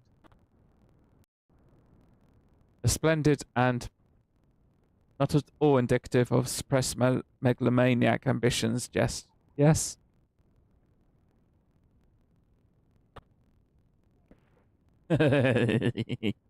Best answer. Of course it was. Our redoubtable Nima would never dream of accepting such a contemptible proposal. A pity, yet I anticipated you would prove an impediment to my ascension. Yes, it seems the time has come to test Lugay's ritual of manifestation. All was prepared long in advance of your coming. This tower holds not only mundane treasures, but also caches of crystal. As for the requisite congregation of worshippers, well, I had but to clone myself. After all, who is more devout to my case, to my cause, and to my goddess, rather than me? Damn me.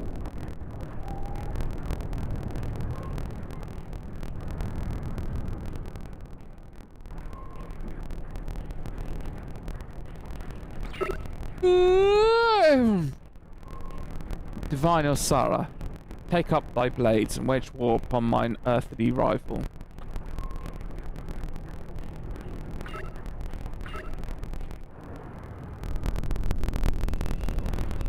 Wow, using clones of yourself to sunder.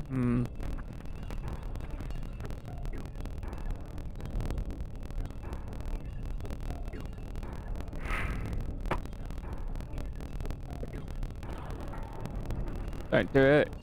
Nay, Hildebrand. Against the primal, may be more hindrance than a help. We dare not remain within its sphere of influence.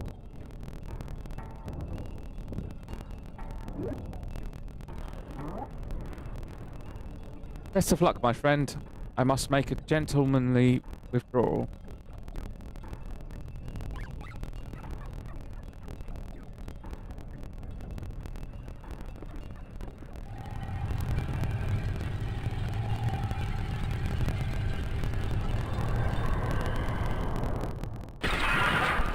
Whoa.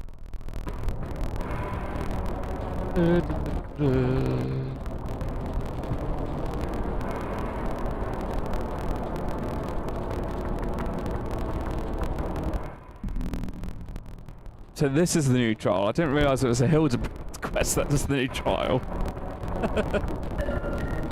Okay. Wow, okay.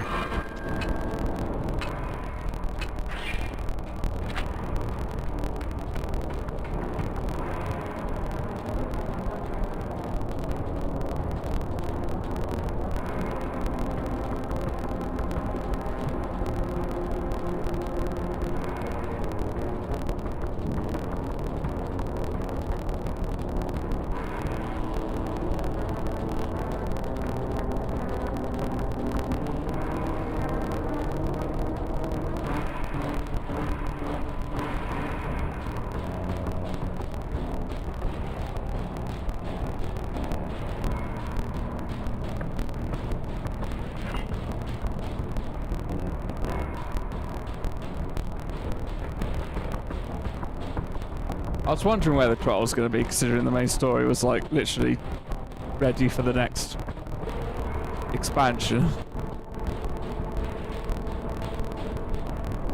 Of course, it's a Hildebrand quest.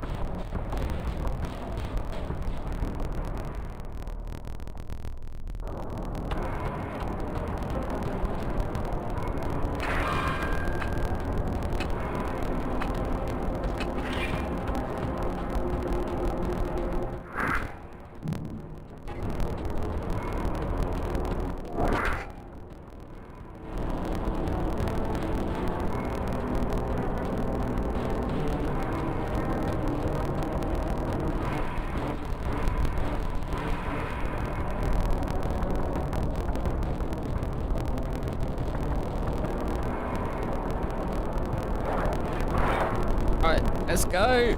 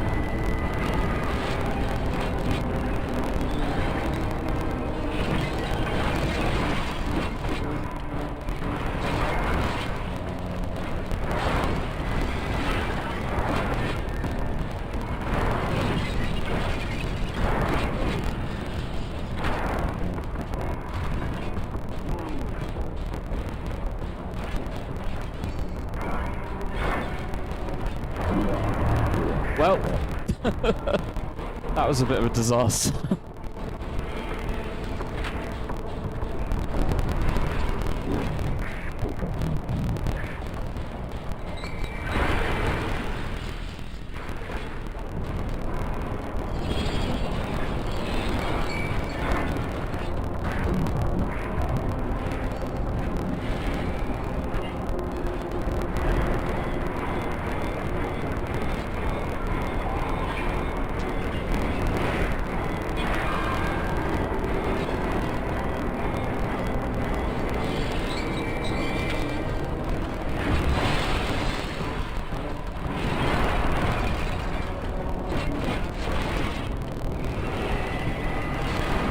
Back up, raring to go.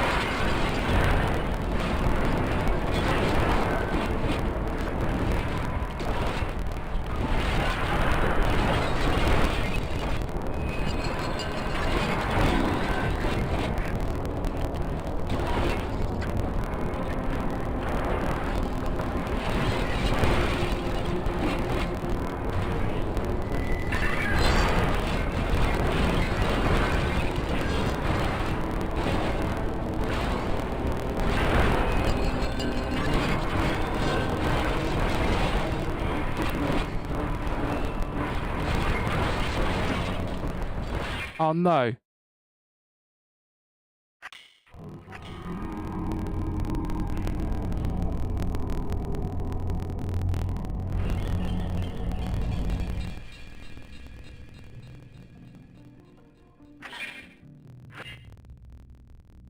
I can't believe, after all that, I had a connection. That's actually unbelievable. Oh, you're doing so well as well. Oh no, I'm gonna be dead when I appear as well.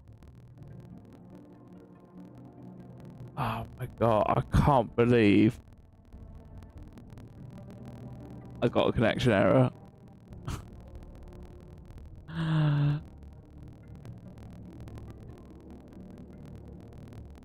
My god.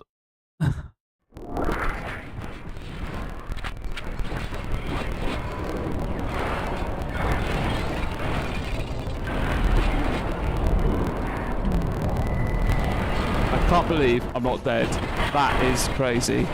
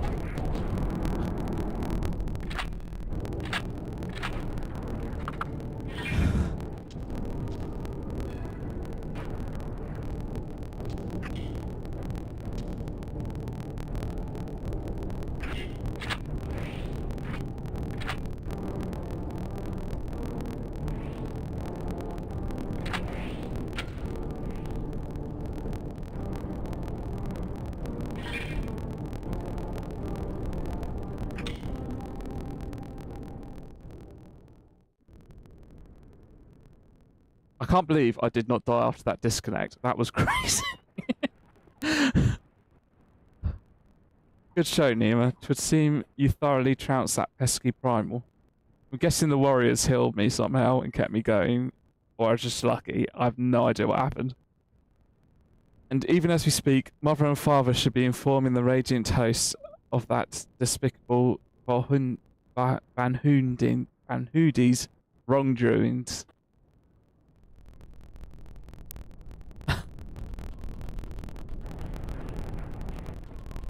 The Divine Asura defeated.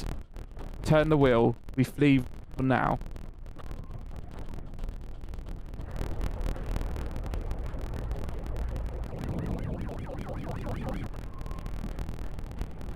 Who is flying the starship out my permission? That treasure is mine, and mine alone. You called your vessel Master Poo-Poo? No, I did not. It's my friend's ship.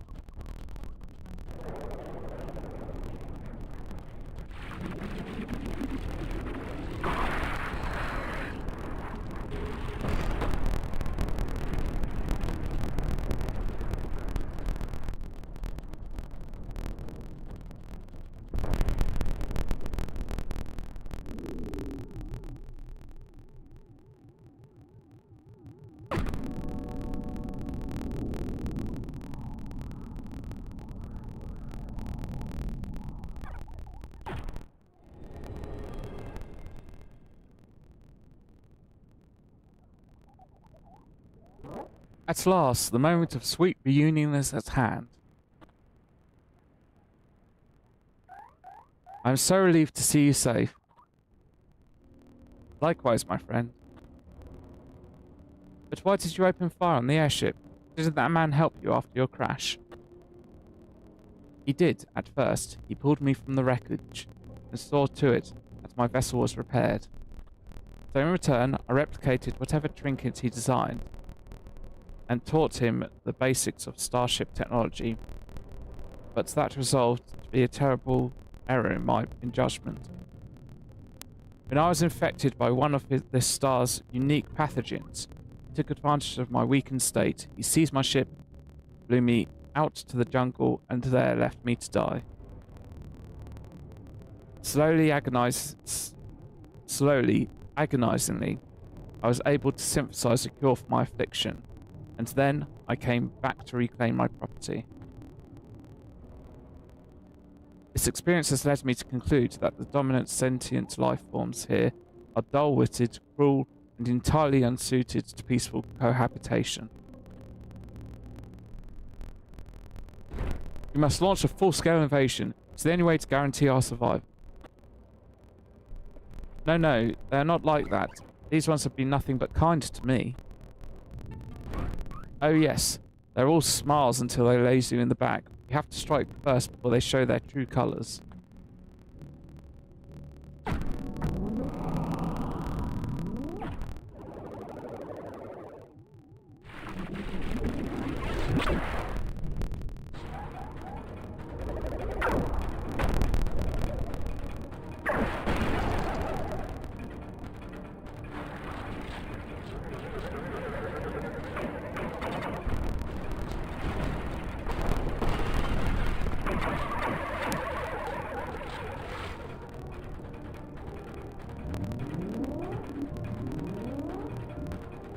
The ship's reactor core has been breached. If it explodes, everyone in the vicinity will be atomized.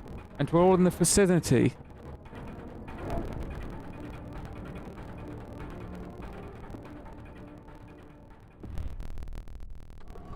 Vanderhill, what are you doing?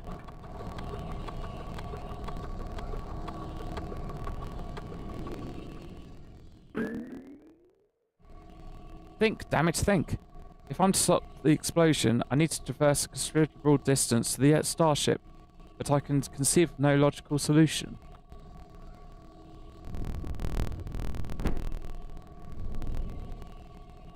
Yeah.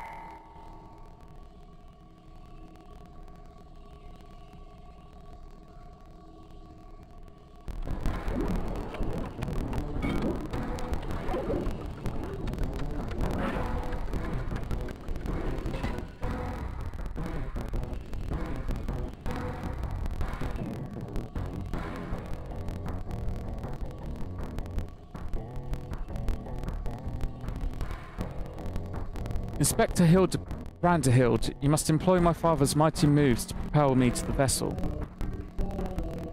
I too have calculated that Lord Godbert's signature techniques are our only means of achieving sufficient propulsion.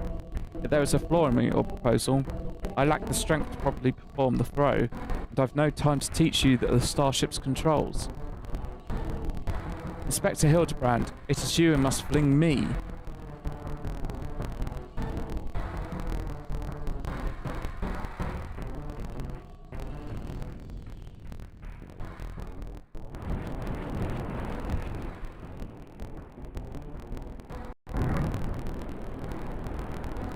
Skyward, as only a Manderfield can.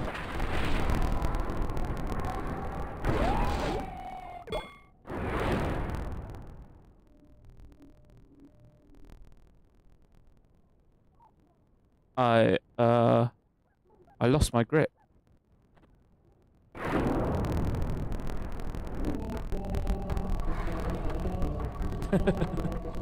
Okay, what's he gonna do? Given my trajectory and velocity, the correct shift in posture should generate enough lift and precessional motion to... Yes, I can still make it. Okay. What? A boomerang Branderhild.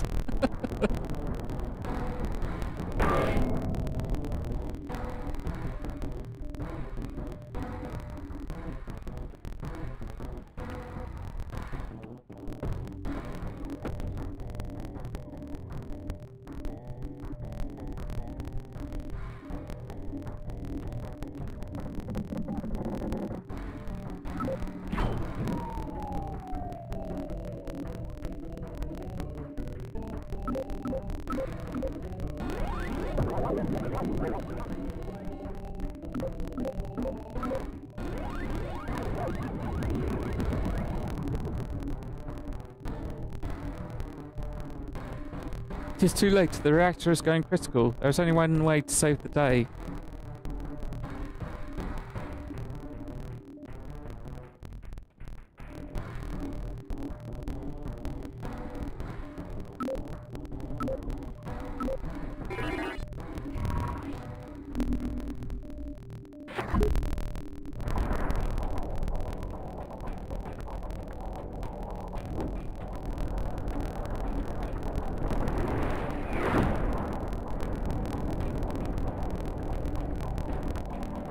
Inspector Branderhild. Our brief time together was more than any detective clone could ask for. Be well, my friends.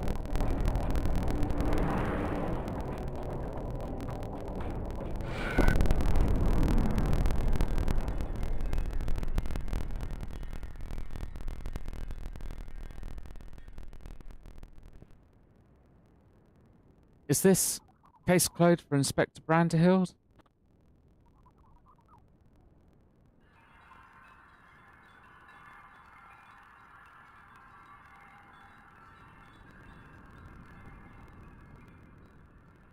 Nay, my loyal assistant. As a chip off the old gentleman, our dear Branderhild has surely survived to tell the tale.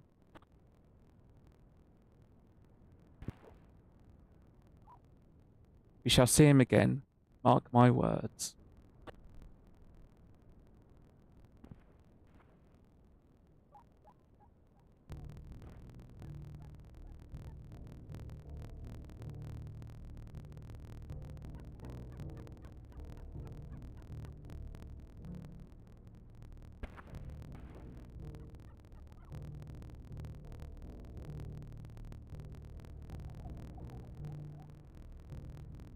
You rescued me, even though I tried to incinerate you with high-intensity plasma blasts.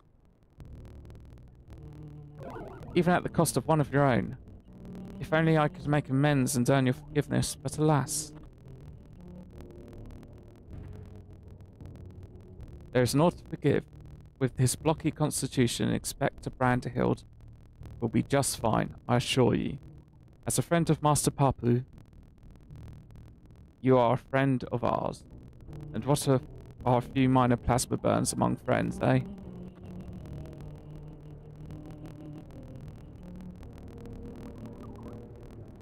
Our home planet. It was lost to the phenomenon.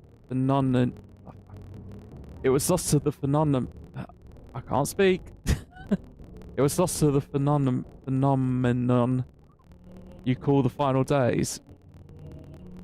We survived only because we were away exploring the cosmos at the time. Our explorations, which had heretofore served no purpose but curiosity, shifted to a search for safe haven. We visited countless stars, but all had succumbed to the same insidious ruin as our own. Growing desperate, we decided to settle any suitable refuge we could find, whether it was populated or not. If the native beings were hospitable, would live peacefully alongside them. If not, then we were prepared to claim a new home by force. So it was that I arrived at your miraculous planet, lulled by the apparent absence of metaphysical chaos. I blundered into a mundane war zone, where I was promptly shot out of the sky. The rest you already know, having fallen behind during our search. I hurried here when my communications received no answer. That is when I met you, Inspector Hildebrand. Those touched by the despair of the final days are reduced to beasts, giving our savage willingness to invade your star to seem that, in a sense, we fell prey to their despair after all. To that despair after all. Fortunately, my encounter with you generous people brought me to my senses, an outcome from which I am profoundly grateful.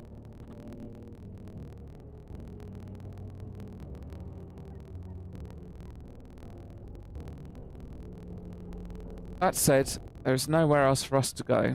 Would it be too much to ask for us to live here, on your star? Well, of course, you must stay.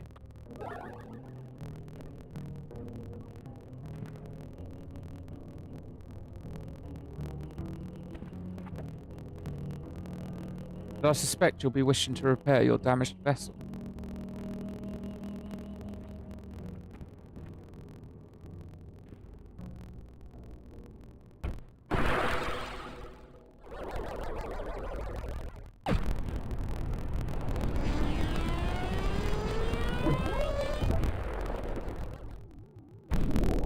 Mummy!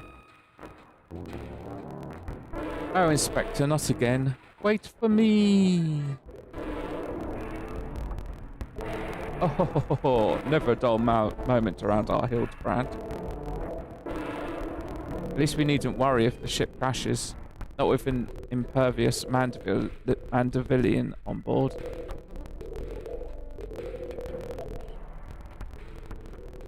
Ah, funny you should mention that. Upon reviewing the Mandeville family tree, it's made clear that a lord without heirs of his own passed the name to an adopted child several generations ago. Are you saying that you and I and your son are not direct descendants of Godbrand, the alien progenitor of the Mandeville line? And how do you explain your unnatural sturdiness? When it comes to building strength and perfecting gentlemanly technique, it is no one's lineage which matters, but rather the unbending conviction within one's heart. Though Godbrand's bloodline be broken, House Mandeville shall live on through us. If the begoggled boy can't swallow that explanation, I've also heard talk of some unseen power driven by feelings and emotions. Could it be that you and Hildy tapped into that cosmic essence? Oh ho ho ho, if that's the case, then you must be positively swimming in it, my dear. Oh, no.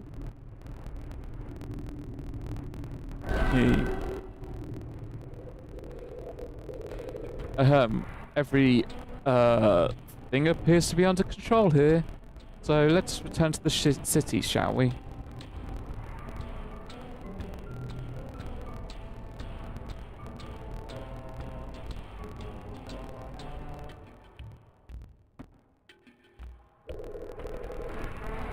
Do do do do.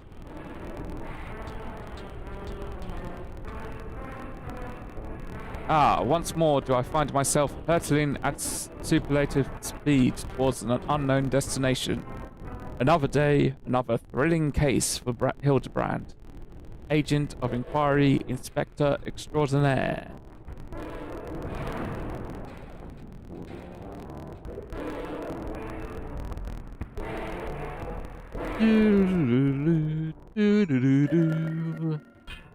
Woohoo!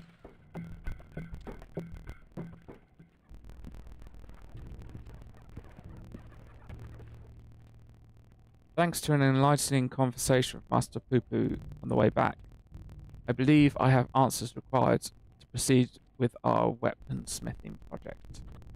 I trust the endeavour yet holds your interest. Pray inform Master Gerald of your willingness to assist. My hammer and I shall make all haste to the High Crucible. And with that, I bid you good day.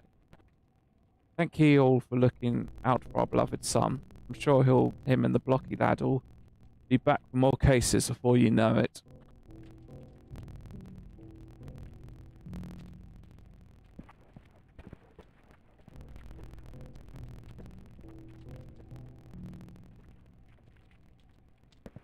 You've gone above and beyond for us, Nima, so I'd like you to have one replicated starship we made.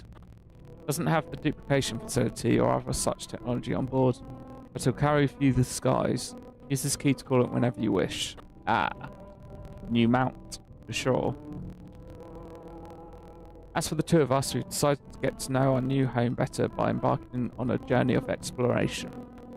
So this is where we must say our farewells. Thank you for everything. We are fortunate indeed to have met you.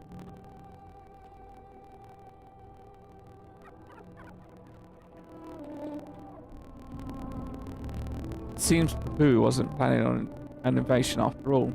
He even tried to stop his friend from launching an attack. I'm calling an end to this investigation, Nima. Your unfailing support during this entire ordeal has been most appreciated.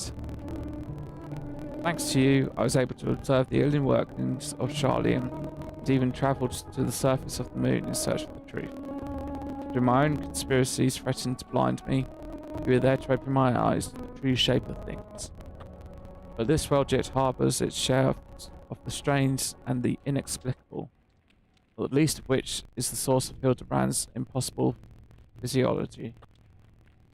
If not an alien, then mayhap he's the product of a hyper-advanced civilization from the distant past, a descendant of some gruesome biological experiment. Someone needs to plumb the depths of these unexplained phenomena, and I am the very man for the job.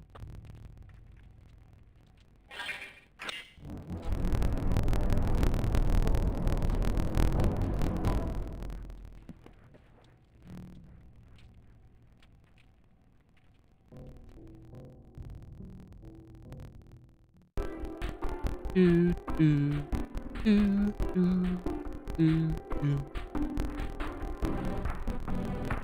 Another Hildebrand quest completed. Alien blood never fertilized. Their source of strength and enigma remains. Dynamic folk, their clothing's bespoke. A gentlemanly family, the good house of Mandeville. A true inspector is born from the heart. La la la la la di da da. La la la la da di da. La da la da. Charlie di da. Charlie di da. Tra la la la la la. Di la di la da.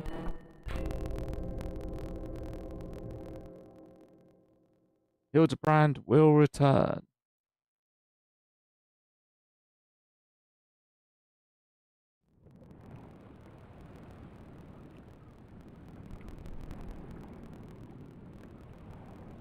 What's this little Lalafell doing?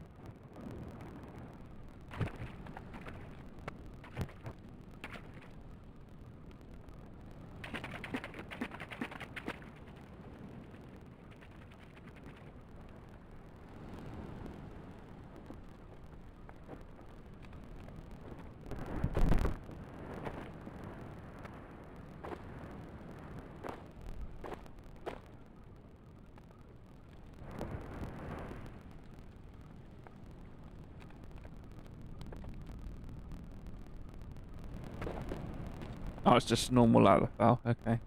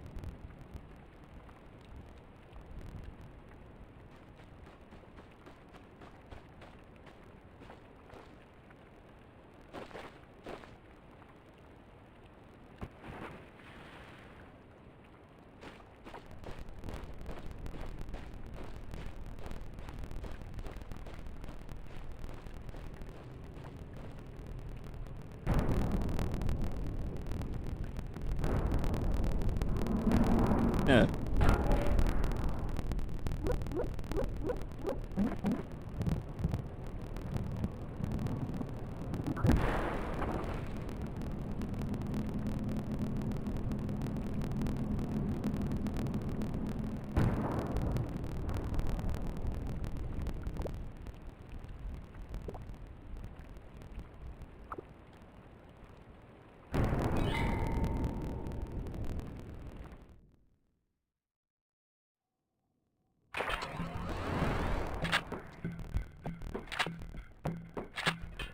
Ooh, now I can upgrade my weapon.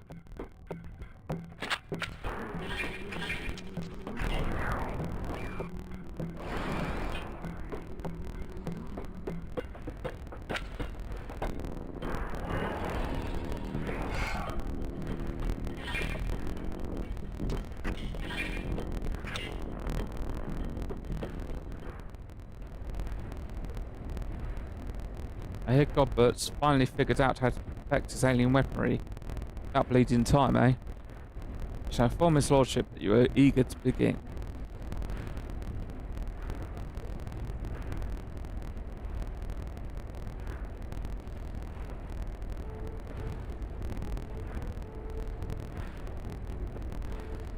At long last, Nima, the end to our arduous yet most rewarding weaponsmithing journey is finally in sight. And a bloody expensive journey it's been. That's why I'm here, not as a dutiful wife or doting mother, but concerned senior partner of Mandeville and Mandeville. Our company's fitted the bill for all sorts of extravagant materials and expert assistance, not to mention the rent we're paying for these high crucible facilities. Even if this is the final stage of this process, there's only one Mandeville weapon out of how sodding many? Our side business in replica weapons ain't exactly booming neither, so I reckon I needed to come and gauge the value of continuing this venture with me own two eyes. So let us offer our full cooperation to my business partner as she oversees proceedings. Aha, now there's a sight. Seems his lordship's lost his cocksure composure. What's happened, Godbert? Weren't you just telling me how ridiculous wealth made you free to craft whatever you pleased? I'd be on my best behaviour if I were you, Master Geralt. After all, the considerable remuneration is one of the many expenditures Lady Julian will be scrutinising.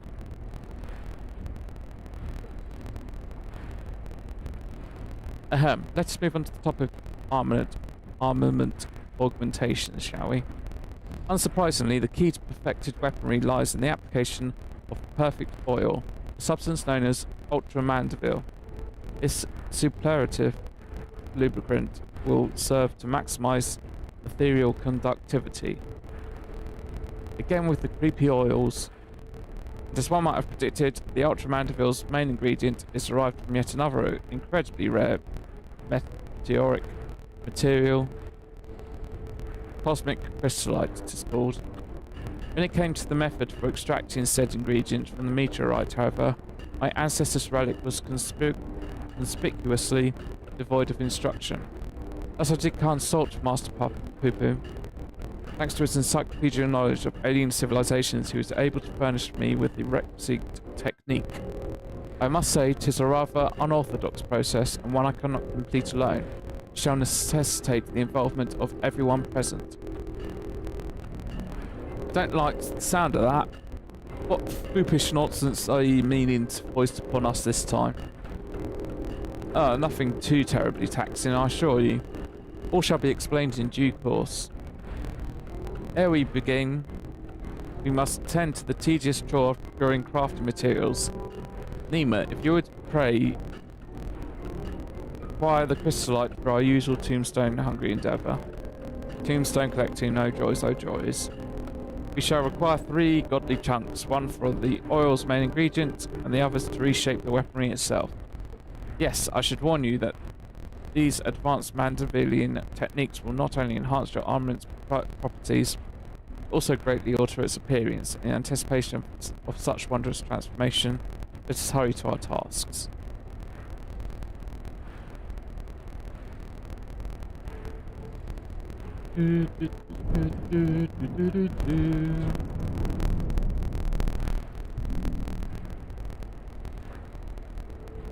I hope they make the next set of relics more interesting than this, because it is a bit of a chore, really.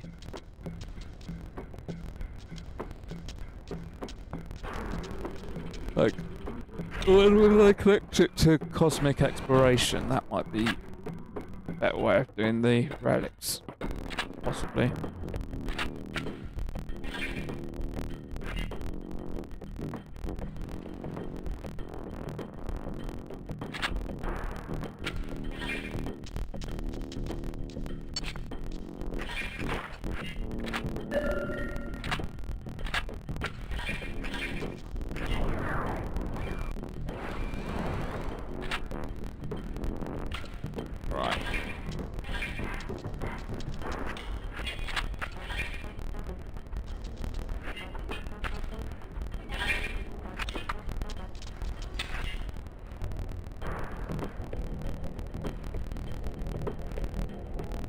Oh, these sorts do the trick.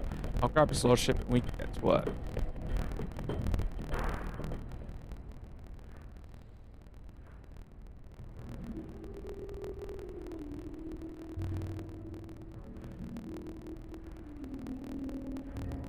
Thank you for your untiring efforts, Nima.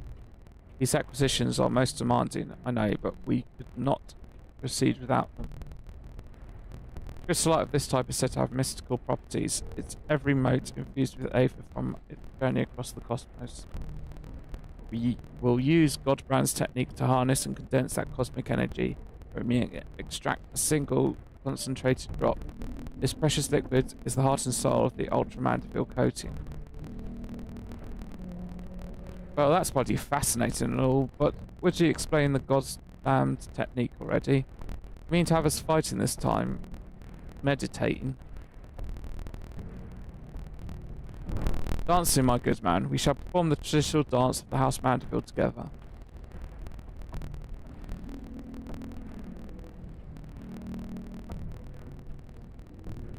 In his search for a viable method, Godbrand failed to extract the crystallite's ethereal essence innumerable times. Frustrated beyond measure, he even contacted a friend of a far-off star to ask for advice. Thus did he learn the theory of compressing the crystallite's stored energies by bombarding it with a specific etheric waveform, much like squeezing a lemon. The inspired Godbrand then returned to work, where he experimented with generating waveforms through physical movement. One particular choreography provided with the perfect resonance, and lo, trademark Mandeville undulations were born. Oh, and as it so happens, the far-off star in question was the home world of our own Master Popo. It was his keen eye that recognised the familiar resonant properties of our gentlemanly dance that allowed us to rediscover the extraction process. Dress it up in fancy wares all ye want, but I ain't swallowing this ridiculous shite. Think you can extract mineral essence with your daft dancing? Ha! Count me out. I've come in a strictly observational role, so no dancing for me neither. If you both so wish, we shall perform the extraction without you. As for you, Nima, your role shall be most crucial. I should like you to hold the crystallite and catch the quintessence as it falls.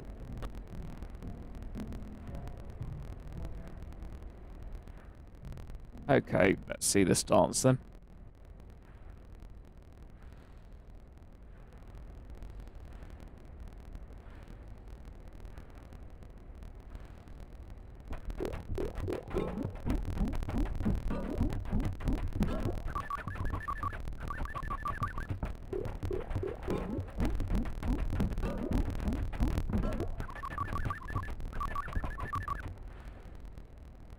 You see, those old Chocobo site. The dance lacks sufficient intensity. For the lover, fine.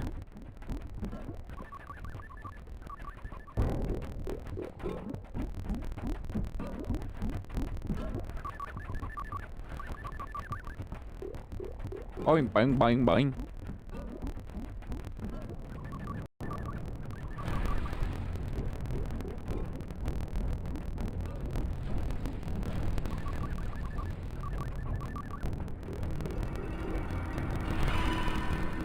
Give me my weapon. Give me my weapon.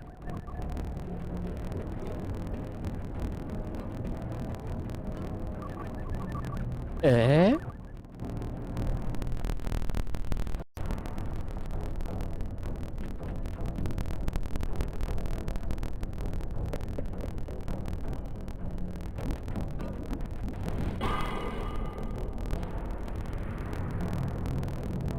He's ascending.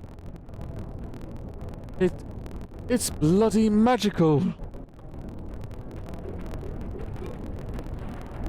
Resonance. It is still not strong enough.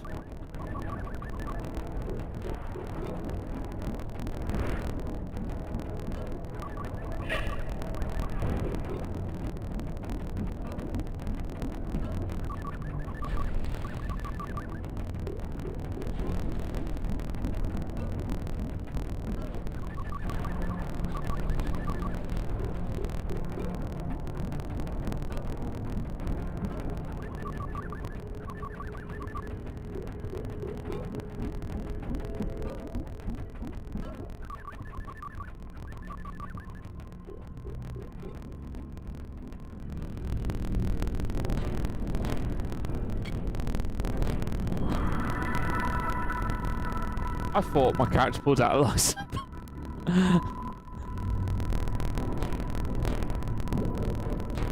Oh.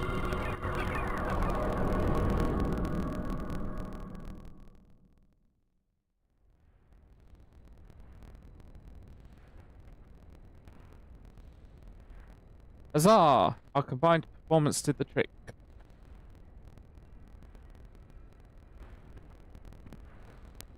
Master Geralt and I will take it from here. Let's prepare the file of Ultra Mandeville and proceed with the final augmentations. You're about to witness the peak of craftsmanship.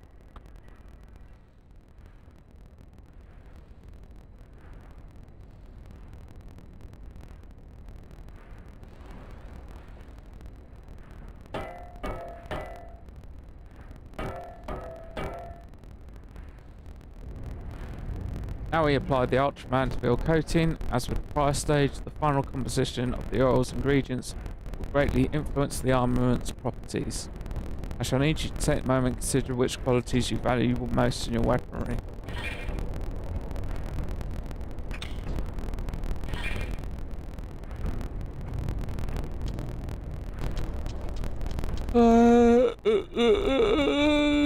Really skill speed. There we go.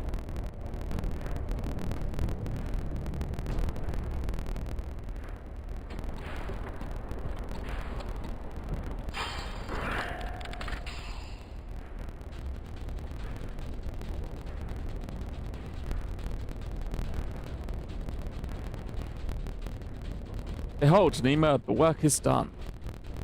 Perfected art of dedicated artisans.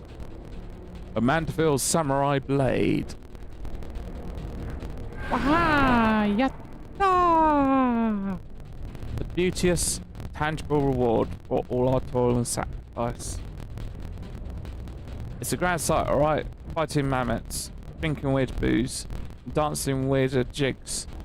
It's an odd bloody way to forge a weapon, but you can't argue with the end result.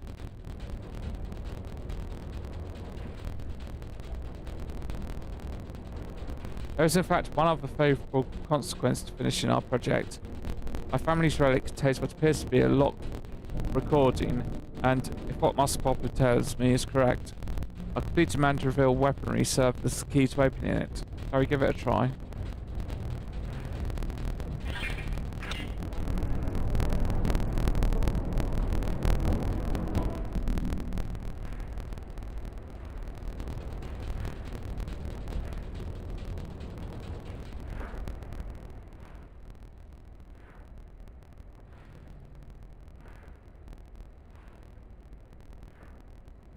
Ah, excellent. 'Twould seem the relic has responded to your armament.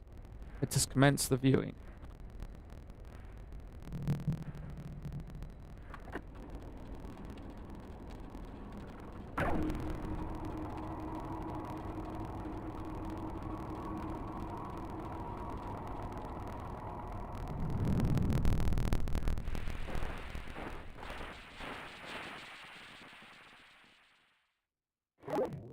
The original Godbird.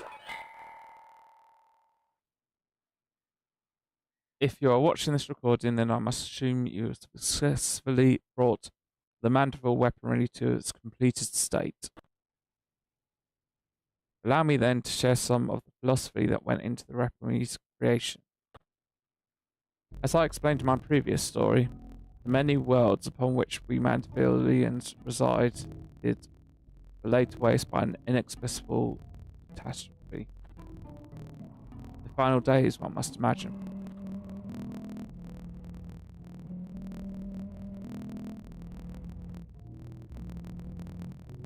Peace reigns upon this staff now, but we can never know when or what manner of chaos might threaten our tranquil lives.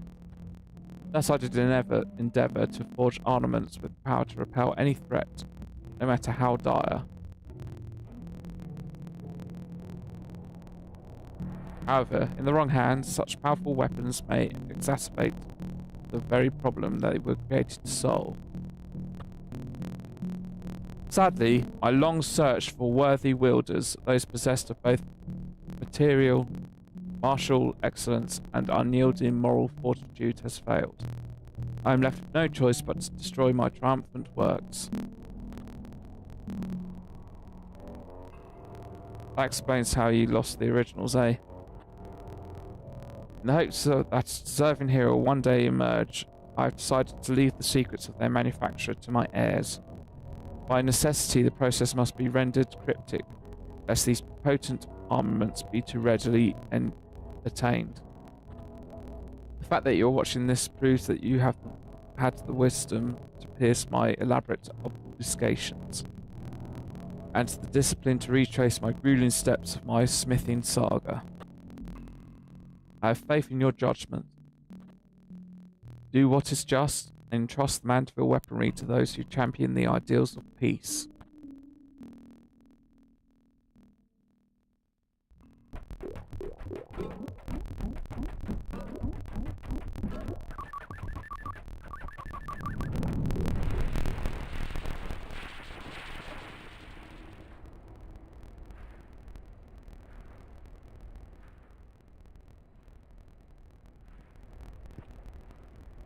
How gratifying to know that my motives were aligned with those of my ancestor.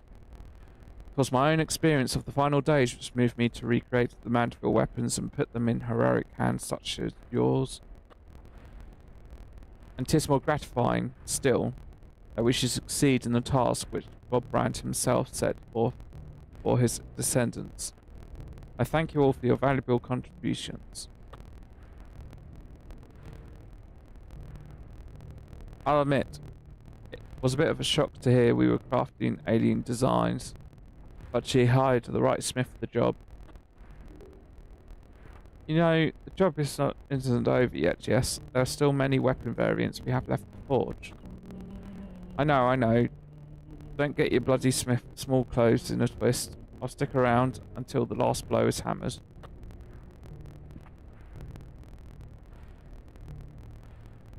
For the extraction of the Ultra Mandeville essence, I must ask that you call upon the assistance of the High Crucible Alchemist. Matters not who performs the dance, as long as they do show with gentlemanly perfection and aplomb.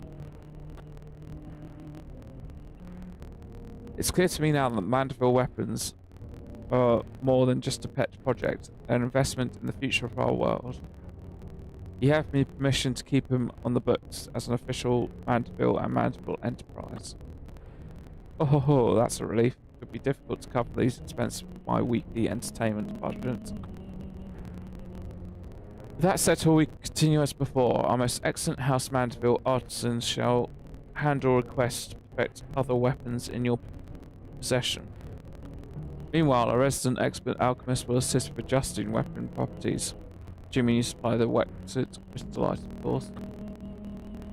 In all, this has been the most satisfying experience. My thanks again, and I look forward to our next mutually beneficial encounter.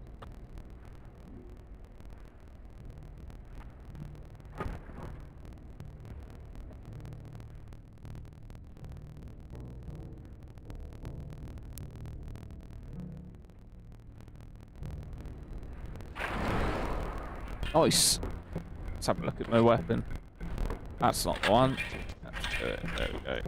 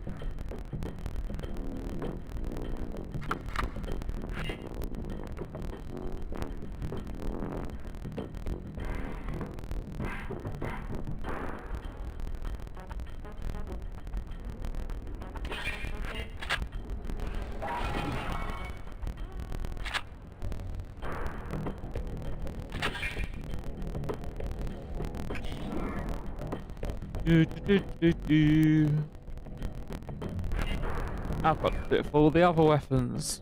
Woohoo!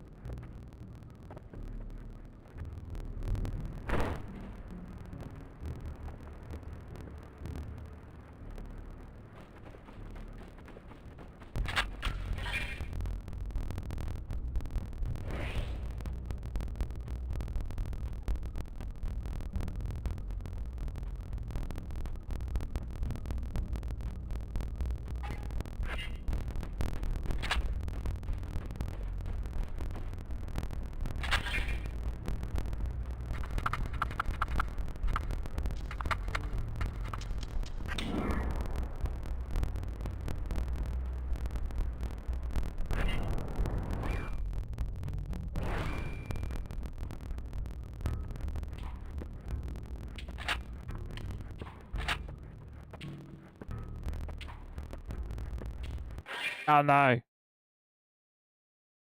Of course I lost connection to the server. Oh, what's that? The second time in 3 hours? Not too bad.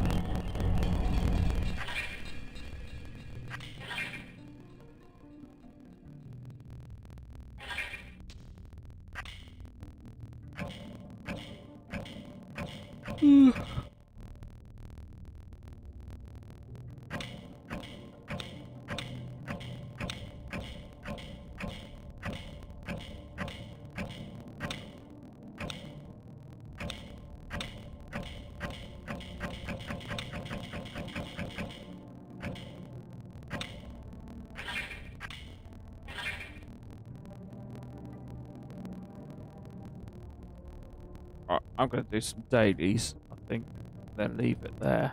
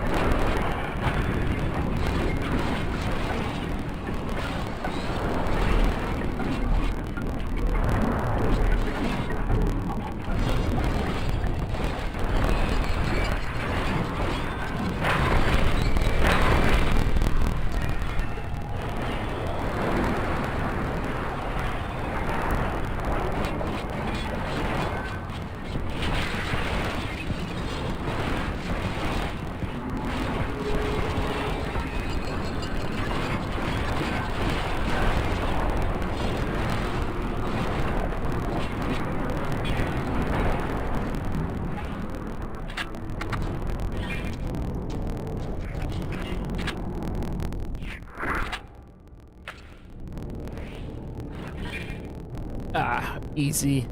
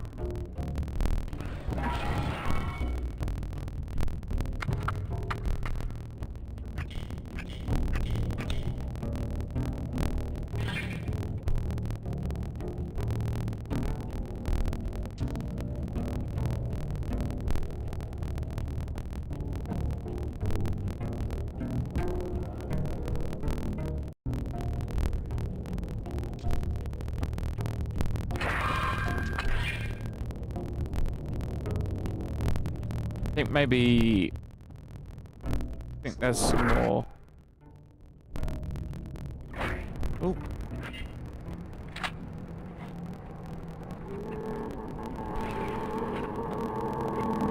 East tribe stuff to do, isn't there?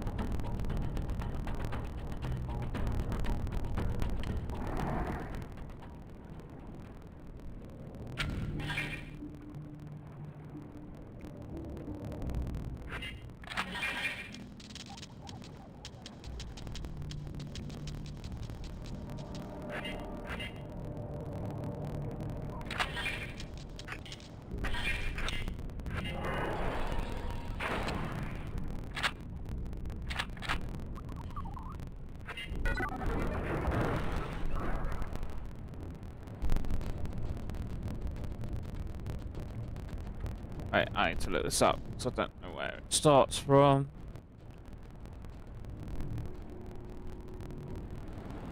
The Allied Beast Tribe quests.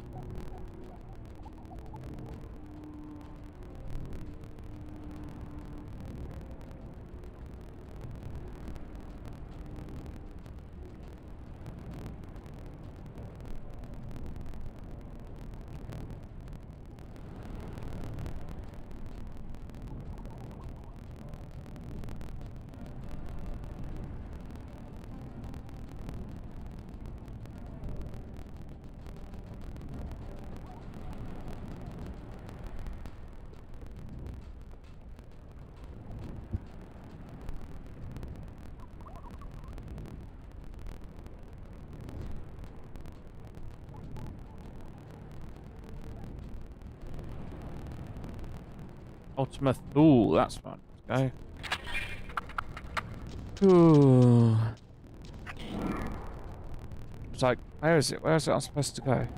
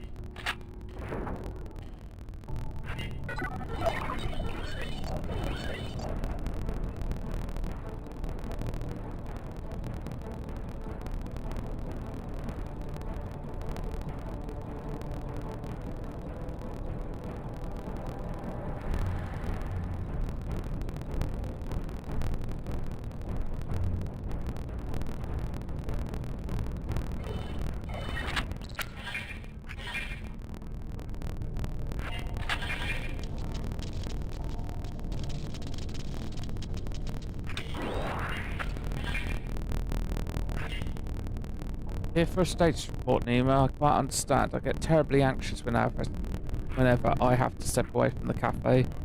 Why, just the other day, I returned to find that Relabuluf had snuck behind the counter to bathe in the soup. Such incidents aside, the last dregs couldn't be more successful. We're bustling with business, and Elysian is thriving. Yet, as the manager of this operation, I would be remiss not to ponder new ways to produce a little more happiness out of this character. This unit hastens to indicate that the current levels of juice and happiness are within optimal parameters. Any attempt to push further, either beyond capacity, may prove disruptive to the present equilibrium. Of course it would be disruptive, a glorified can opener. A threat to the status quo may be, but innovation is the lifeblood of business. And to think of our patrons' delight, should we treat them to, say, a thrilling entertainment over a cup of carrot coffee? Whatever we do needs to be truly spectacular, though, so good that even the nibbling won't simply stare morosely. If only I had any ideas whatsoever. Dreaming ways are full of ideas. Can't vouch for quality, though. Really now, I had heard they were cooking up something in the hold, but I had no idea the project was such success. I must see it for myself. Interested in a trip to best ways for Nima? I'd appreciate your opinion on any possibilities I turn up. I trust you can find the cafe N7000. Contact me via the Ragnarok systems, should there be any more super scandals.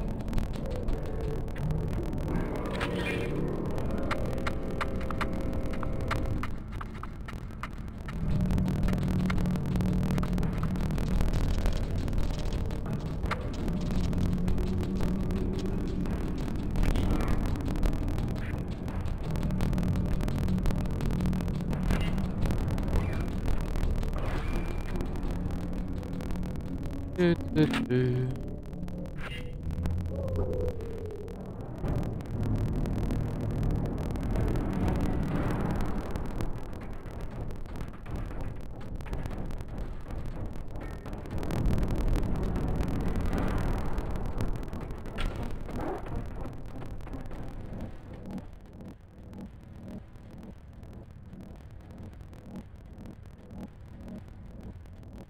So, this is the new Hopper's Holiday.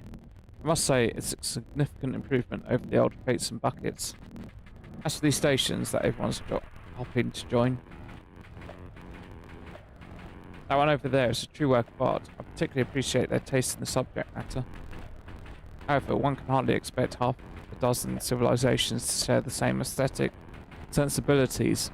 I shudder to imagine the pontification and gunfire that would ensure if we asked our patrons to paint a mural. Those machines remind me of the N7000, right down to those ears. They would fit in quite well with our current staff. Then again, that could hardly be an innovative addition, would it? We already have more condescending numerical projections than we could possibly need. I suppose music's another matter of taste, though these operators certainly seem to be having fun. Do you think a mournful dragon would enjoy being blasted with these laser lights while it sings its ancient melodies? No, pity.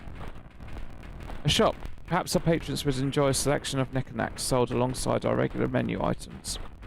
Though mining those Omicron coins requires a truly exorbitant amount of processing power, and what if the increased circulation led to a drop in omnitoken value of the fourth end? This station looks familiar. I wonder if Cooking Way has any new recipes to share. But there is quite a bit of carrot on the menu already. N7000 would doubtless whir and whinge about the lack of variety. Gasp! Is that a broadcasting station? Oh, I do so love a good transmitter.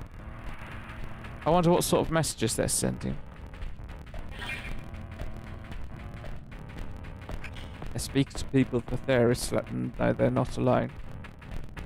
Colour me intrigued. Ensuring widespread access to receivers seems like a hard work. It's well worth the effort indeed. You could adjust the tune of the Ragnarok's communications facilities to receive this transmission in the last dregs. But it still may not provide the level of crowd-pleasing excitement we're aiming for, While each and every one of these stations is wonderful in its own right, I fear none are quite suitable for our goals. Perhaps Dreaming Way can dream up something special for us.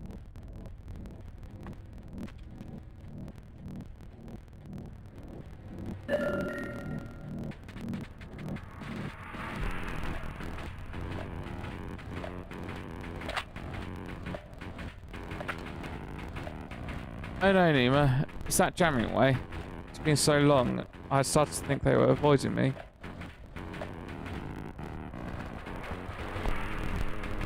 You opened a cafe out in Ultima Thule. That's one mother of a dream. And business is booming. Well, I'm honoured to be consulted about your upcoming event. I only need to work out what it is. Have you spoken with Talking Way yet? They receive letters from listeners across the staff. Surely one or two have mentioned exciting happenings on Theris. Wait here.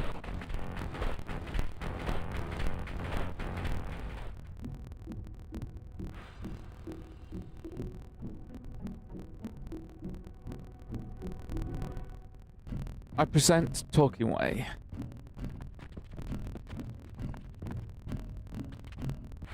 It's a pleasure to see you again. I would be happy to assist in your endeavours, however I can. Forgive me, but have we met before? Ah, yes. You would remember me as Counselling Way. I have recently taken the name Talking Way, in honour of my new dream. How wonderful! I look forward to working with you, Talking Way. Dreaming Way mentioned that you were in search of arousing entertainment for your patrons. And one possibility hops to mind. If our listener male is any indication, Daphne's hippo cart races have been drawing quite a crowd of late. Folk come far and wide to see those hippos turtle, 'tis said. Hurtling hippos? Why, that does sound exciting.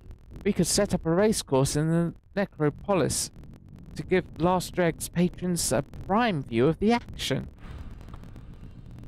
A stirring contest of speed and skill the likes of which Ultima Thule has never before seen. Surely that would pique even Nibrun's interest. Any ideas on how much... Oh, any ideas on how we might approach these hippo races, Nima?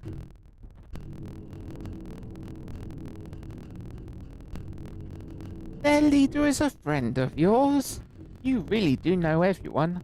I hope we can count on you for an introduction.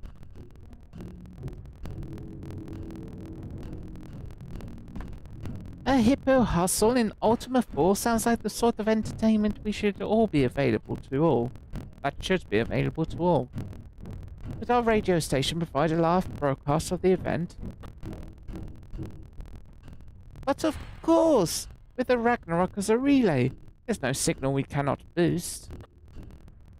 I should like nothing more than to share the joy of such an experience with our listeners across the theories.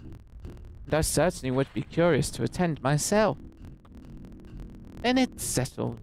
We'll make a start on the preparations. I trust you can convince the hippos to traverse the Sea of Stars.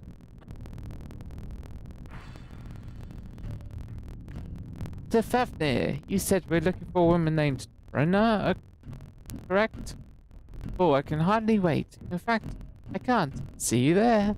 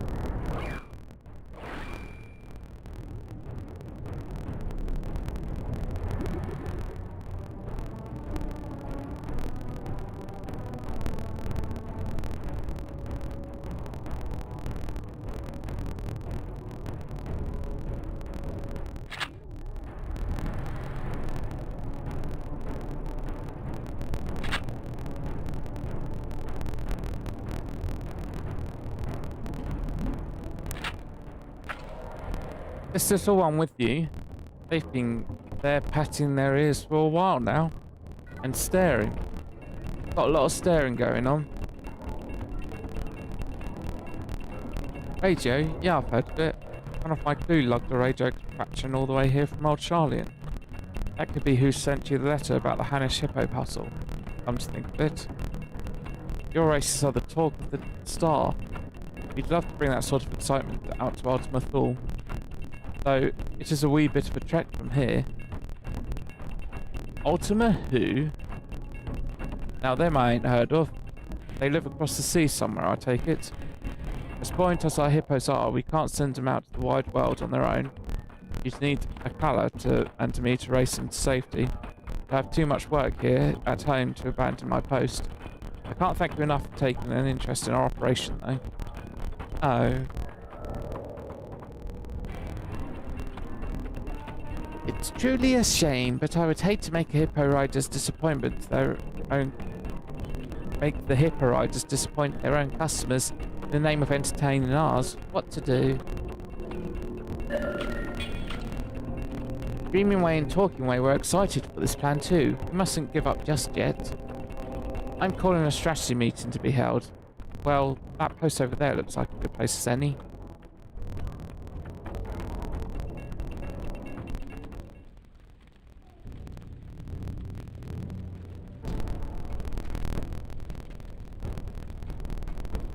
I understand Trina's passion for her work. I feel the same about my own. Perhaps someone else might race on her behalf.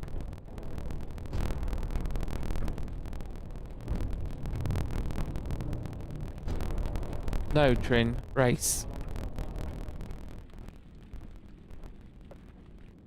I heard your conversation. Akala, I want to race Trina. I know Trina wants to race. Akala, you're one of the Trina. You're the one Trina mentioned, aren't you?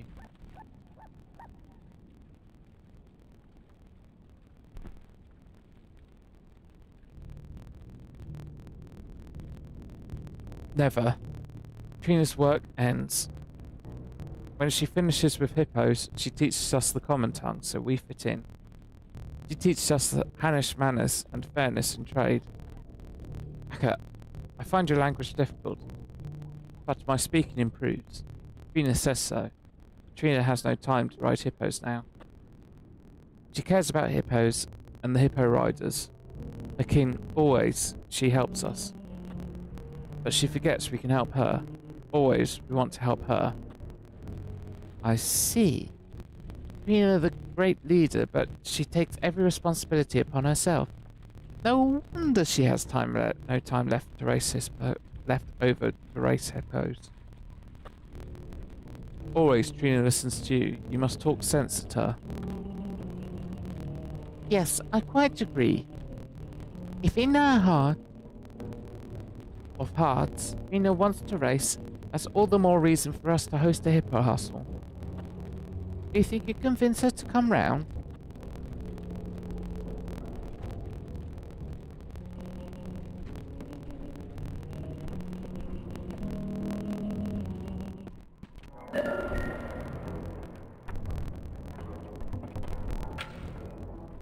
You hold it right there, I know that look, but you find I ain't so easily persuaded.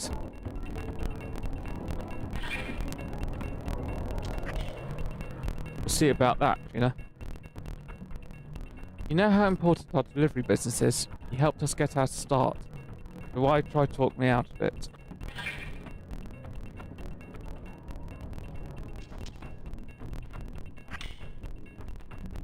Of course I would. There's only so many times you can race the same course without it starting to feel like a chore. Too many folks are relying on our services for me to go gallivanting.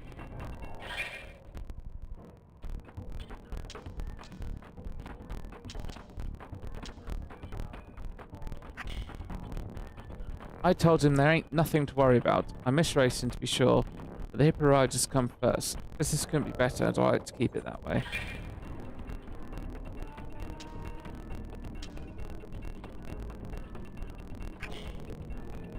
That was a race for the ages to be sure, and it was all thanks to our team here. Like I always say, you can only do so much by yourself.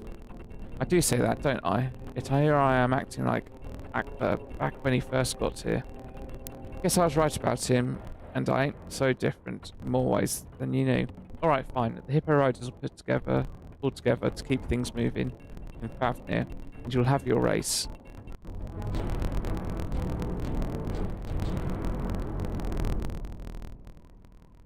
That was easy. That was really easy.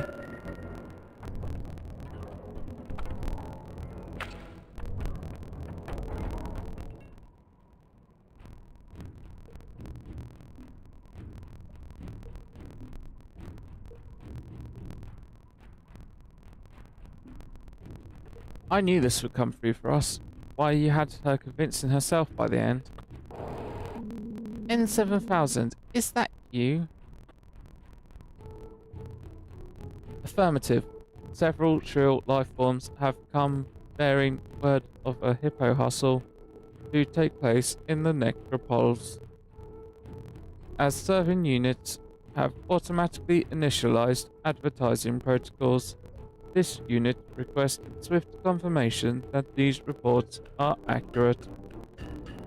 They are accurate, and tell those units I like their initiative. As for my fellow Loporrit life forms, I recommend a tall glass of carrot juice for each. They're sure to place additional orders. Acknowledge it. Interference. Testing. Please respond. Prioritizing request for managerial assistance on the customer service front. Engine transmission. Don't you terminate this transmission on me. Rude. Was that all? What was that all about, I wonder?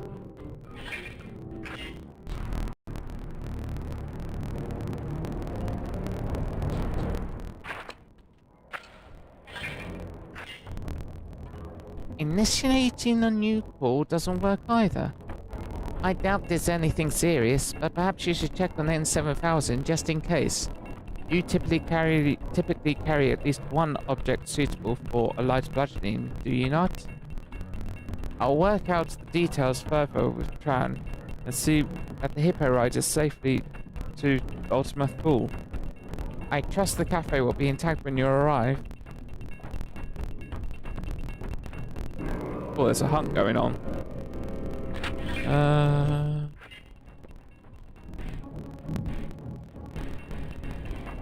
Let's see.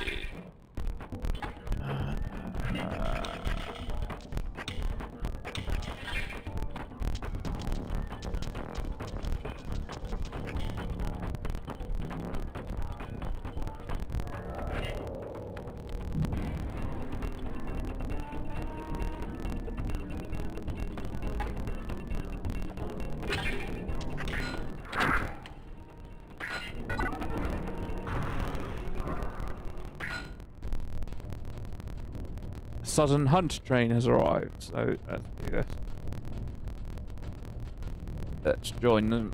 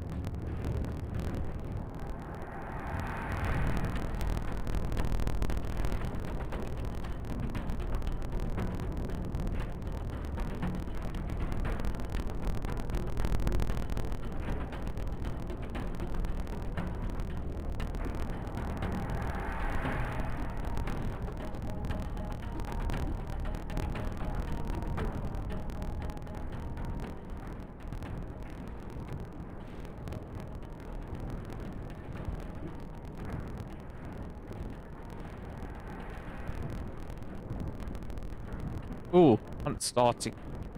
Good, good, good.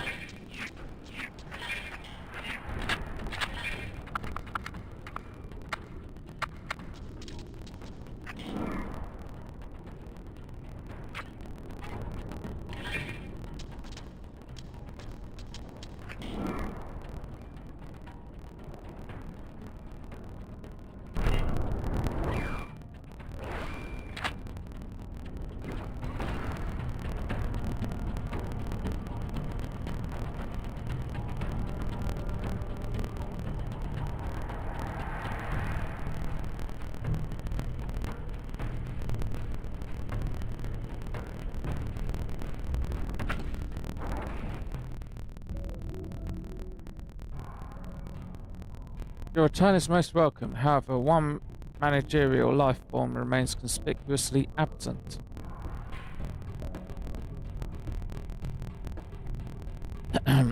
Understood. This unit will initiate 8 theme protocols until Hemingway apparently have been distributed to the new life forms.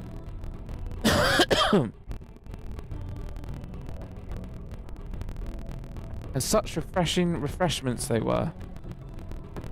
Furthermore, as your sensory organs will have detected the usual cuts that have vacated their premises, this unit will now convey additional text once upon a time mode. Listen up. We no longer need to worry for lack of patrons. In fact, the last drug's been empty is quite inconceivable.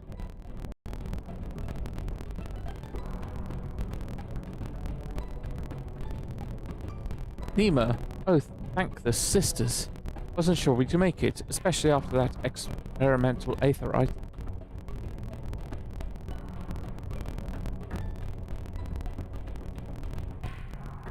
Oi! Where are our customers? You had one job, you buttons for brains.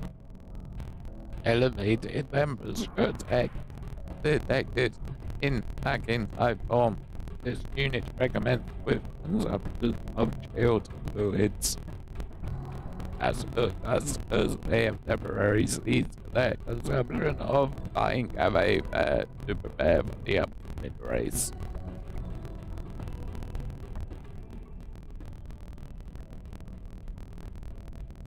The Grayalians procured a transport vessel with the assistance of Dictabor presently. The global citizens freedom fighters are conducting joint test drives. Meanwhile, the grey balloons take us along, landing desire to float about within the beach, which were eagerly volunteered by the air getting to serve as a lead. This unit's ethical algorithms are for processing. The dragons do intend to participate. Soaring through the Elskian mountains has revived their passion for flight. They have expressed their desire to see more of ultimate view from above.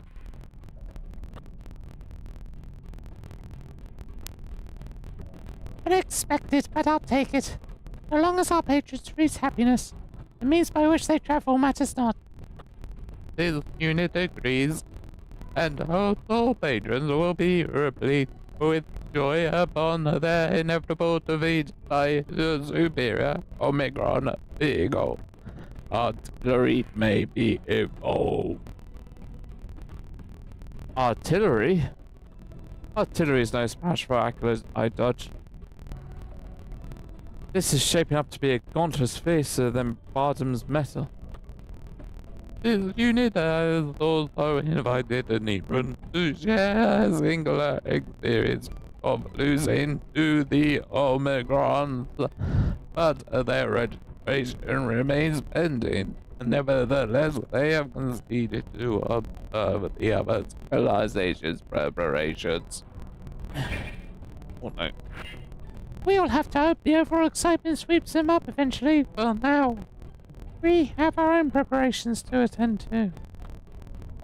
On that note, this unit recalls the inventing life form, which has been Numa regarding that preparations.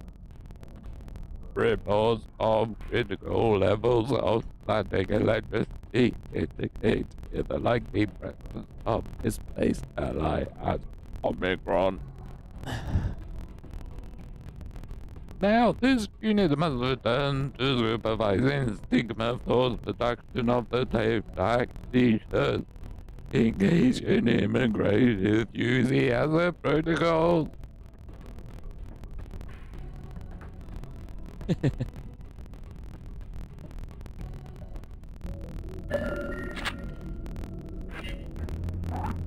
Whee!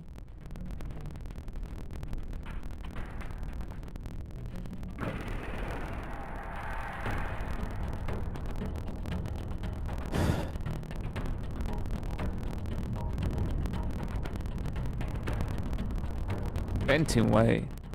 Aha! Just the person of the theorist I was hoping to see. As our Omicron friends, doubtless relay to you. This race is no longer a mere spectator sport. The people of Ultima Thor will be bringing their best civilizations have to offer, and they mean to win. Should the Akostadara then be left to defend the theorist's honor all on their own? Nay, says I. Mother put her faith in the myriad peoples of the star for a reason. Fortunately, we brought up a number of moon hoppers to help prepare for the hustle. With little help from the good old inventing way, there's no reason that one can't haul you to victory. I'd be hoping to join in the contest. Then the moment of my, our triumph will soon be upon us. I've already taken the liberty of altering this moonhopper. Does all your competition with our hyper hop step. Or press the big boost button to outstrip them with ease. Actually, why not do both? Do mind your power reserves though. Even with my prodigious skill, there are only so many batteries I can shove into this chassis. Now, hop along and tell N7000 to add one more entrant to the roster. I'll catch up once I've discovered where this final screw belongs.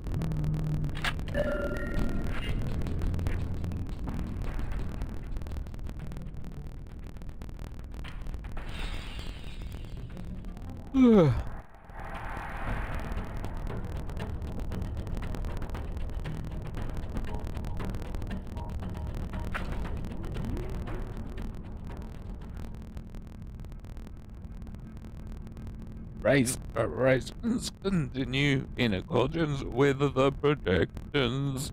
Did the intervening life form raise any matters of note?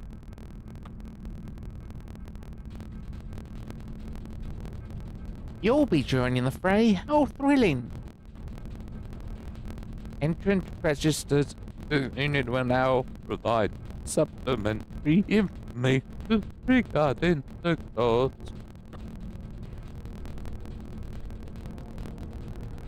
Please direct your oars towards this geographical data display.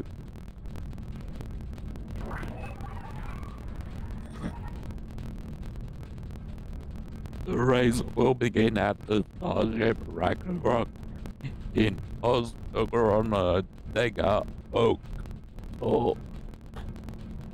Once Jaminway and Ogles and the secret commencement of hostilities, competitors may proceed across the red terra towards the strong right.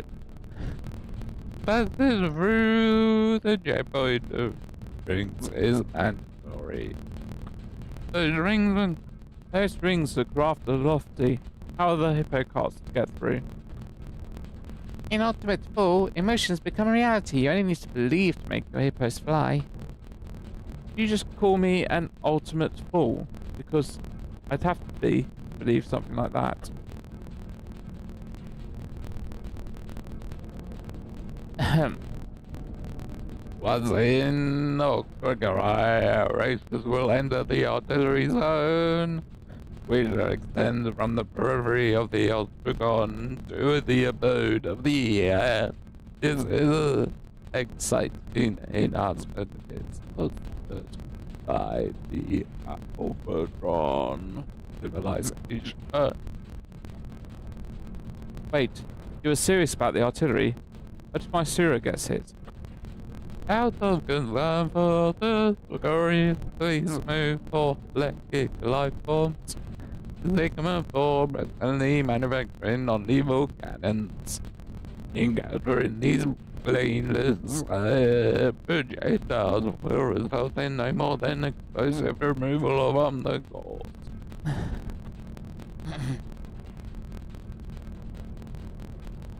Those who remain unblasted should continue to the alternate axis and proceed through base Omicron.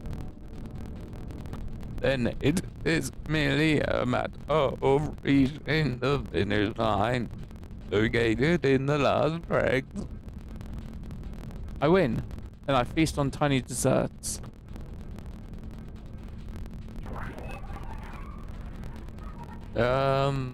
Note that in accordance with the Omicron contest protocols, there are no restrictions on the drivers of the mechanical, magical, or mechanical during the race. This includes our breathing. Well, at least I packed my rainbow Bilal. Sorry, I should be happy to run for it. no matter where she is. Ebos Galal, why you do not share? Sharing is caring. Been through this, Arthur. Your hippo's never shown a lick of interest. You just throwing things. Go ahead and make your preparations. I need to make sure that N7000 isn't understating the firepower of those canyons. Once that's taken care of, I'll retrieve your moonhopper and meet you at the Ragnarok.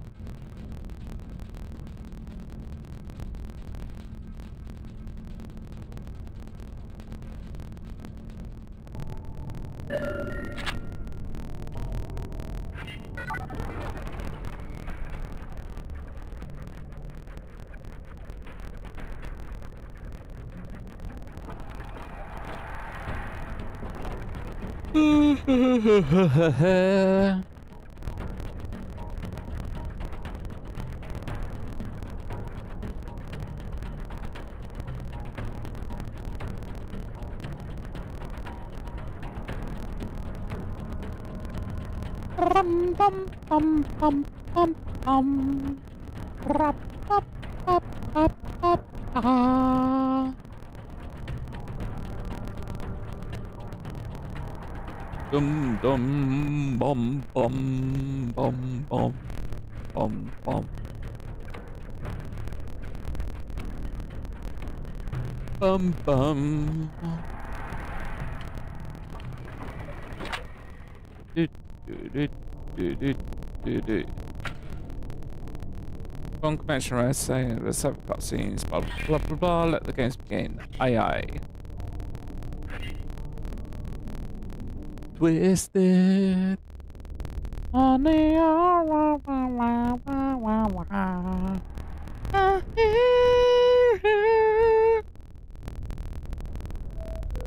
Test. People of Ffxiv, are you there? We are your hosts, Talking Away and Dreaming Away, coming to you live from the very edge of the universe. And here among the stars, the Hyper Hustle is about to begin. This contest for the ages will see competitors race across the land as barren as it is beautiful, trying to be the first to cross the finish line.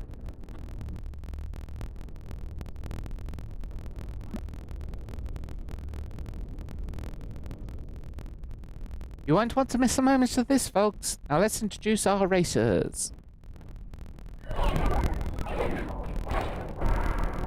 Pulled by the speedy Sarah, Sakura as fast as she is reliable. All the way from Ffxiv, it's Trine, the Hippo Rider.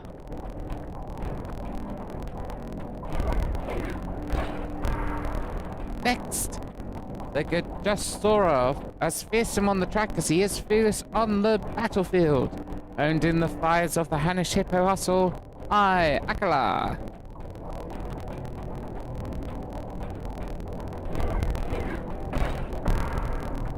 Let's hope the Peacekeepers' less peaceful functions are disabled. Hailing from Kralin, a team of once bitter enemies turned fast friends, the citizens of freedom.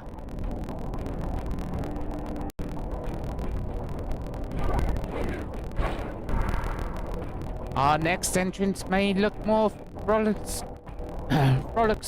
than furious, but pass them at your peril. Supported by the ever so darling me with Miss Miz.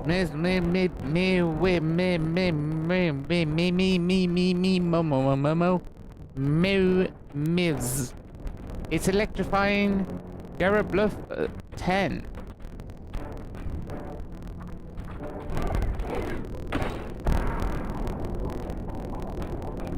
This mean, clean, speedy machine is ready to put the Alpha back in Alphatron civilization. Say hello to the lethal Lambda unit B1C70 Victory. Give me a second, but it spells victory. But lo, what wisdom rides the winds of Elysian, and fair peaks once forgot. The Dragon Star has joined the fray.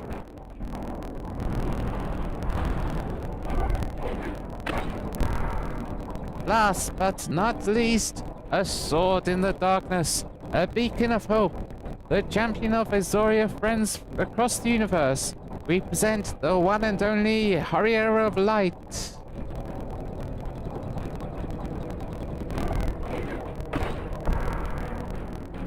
What's this?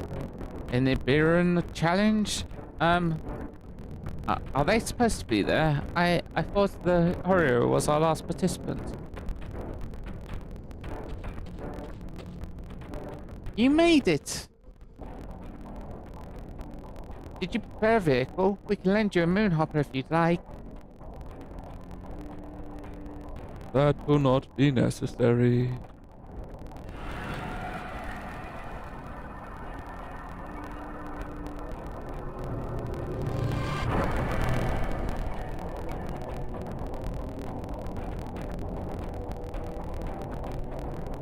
What in the name of mug-swapping Margaret?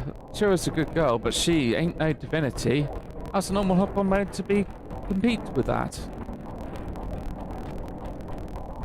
Like I said, you and your hippo need only let your competitive spirits burn bright. Where there's a will, there's a way, quite literally. I suppose I'll toss some galal and hope for the best.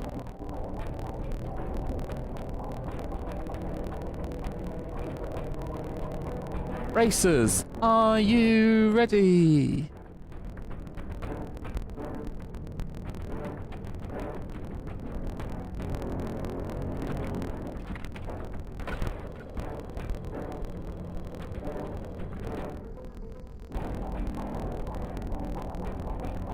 Our racers have assembled at the starting line. Who will surpass the rest to emerge triumphant?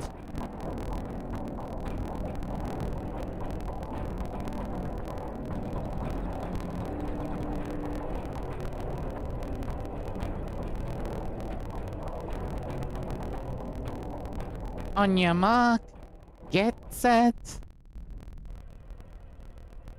go!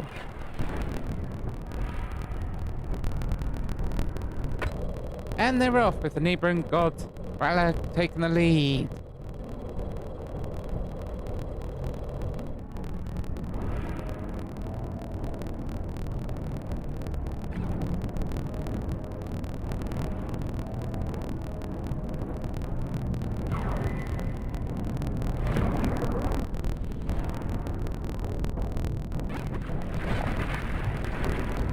Oh, hoo, hoo.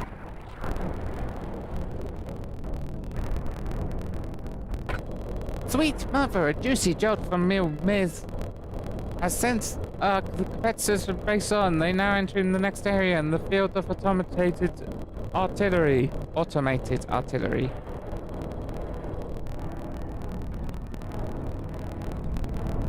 Yeah, that's why I don't like automated text. I always put my own flair to it. But if it goes too quickly, I won't read it.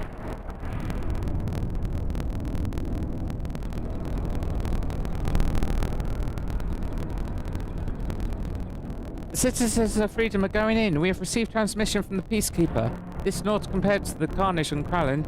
Yeah, you heard it here, folks.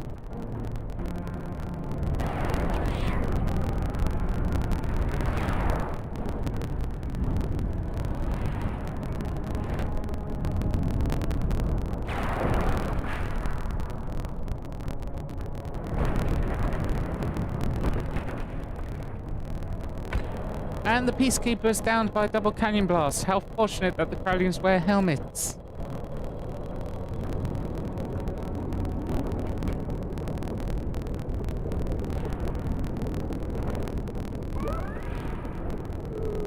Ha! You fool. Aye, Larka's cart is enveloped in a cloud of glow. A ploy to distract competing hippos, perhaps? Or did he fall prey to rainbow temptation?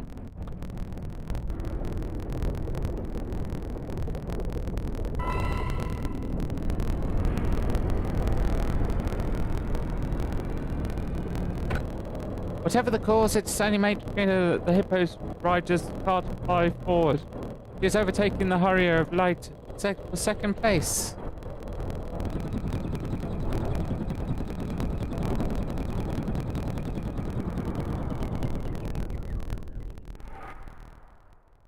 claim victory, you must overtake both Trina's hippo cart and the Nebram's brother. I have already taken the liberty of altering this moonhopper. That's all your competition with the hyper-hop step. Or press the big boost button to outstrip them with ease. Actually, why not do both? Do mind your power reserves, though. Even with my prodigious skill, there are only so many batteries I can shove into this chassis.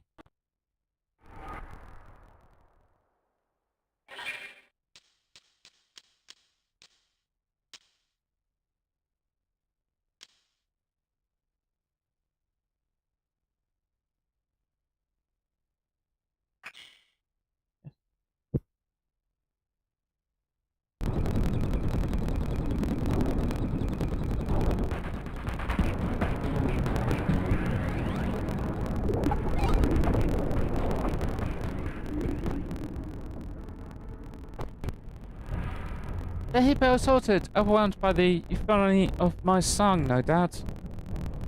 The euphony of my song. And the Harrier of Lights takes second place to cries of, "This ain't over, Nima."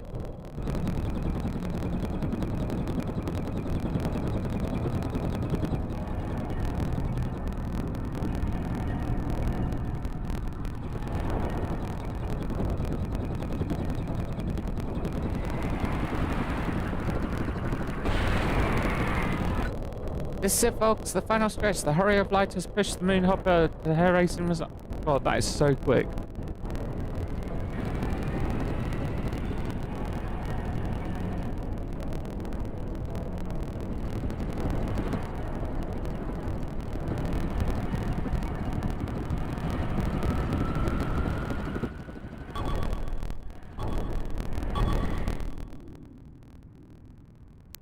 Like I could sight read it, but I couldn't speak it quicker.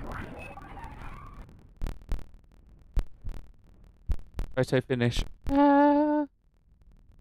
have word from men 7,000 at the finish line, and the winner is the high parcel. The winner of the high parcel is...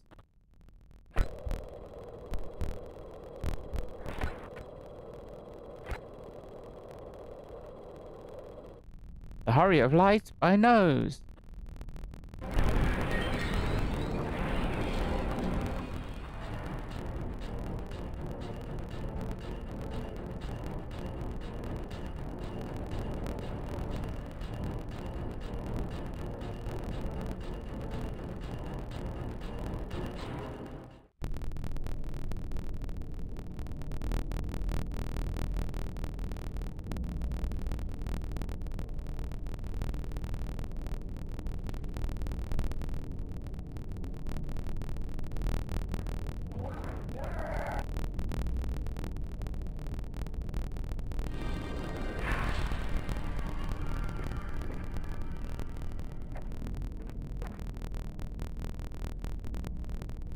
We do not understand.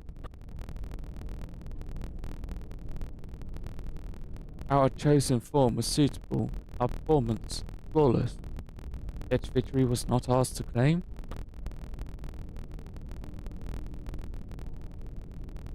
It has been long since we have experienced this quickening of the pulse, this vexation.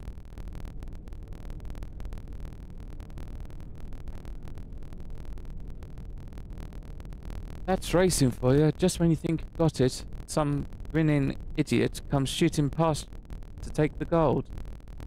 And sometimes you get to be that grinning idiot. And that's the thrill of it. You never know if it'll go your way. You just race with all you've got. That you're upset that you've lost can only mean one thing. You want to win next time. That's a dream worth chasing. Trust me, I'm an expert.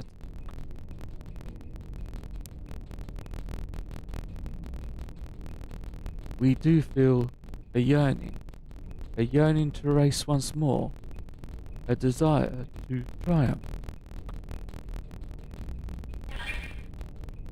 Happy to leave you in the dust anytime.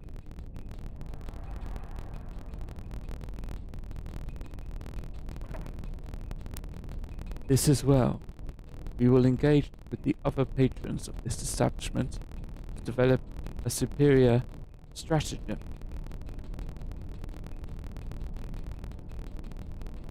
Animal reading indicate a positive effect on the local environment. In accordance with gamma rays aspirations, the large tech become an ever-greater source of hope. Despite that the internet is significant expense, extensive property damage, and crossing defeating that this unit raise the high powers will as worth it.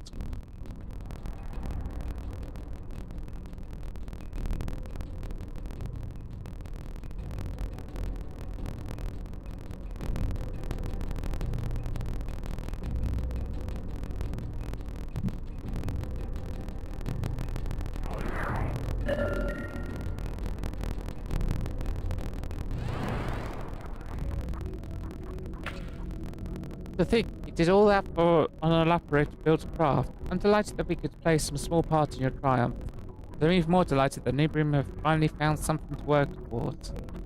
Still, I'll be glad to resume our usual service. Maybe make myself a nice carrot coffee while I'm behind the counter.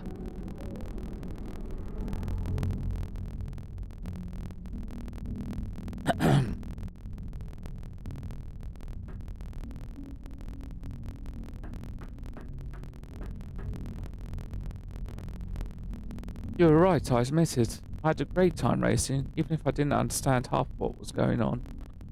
As far as it was, I need to be getting on home to Fafnir. I don't want to leave the hippo riders alone for too long, lest some ham's heads start getting restless. We finished packing up the broadcasted equipment, so we'll be heading back down to Dreaming Workshop ourselves. So soon? It'll feel empty out here in the cosmic void without you.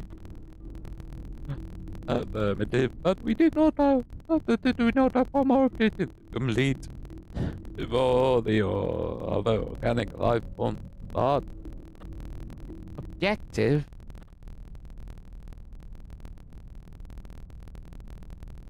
Oh, I nearly forgot. Talking way, inventing way. Help me lift this. 1, 2, up.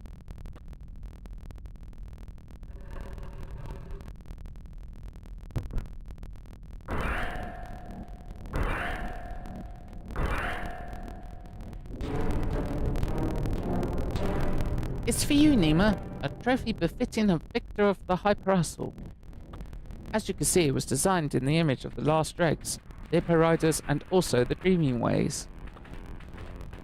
That reminds me, we bought a few commemorative gifts as well. Talking way, inventing way, help me lift these. 1, 2, huh?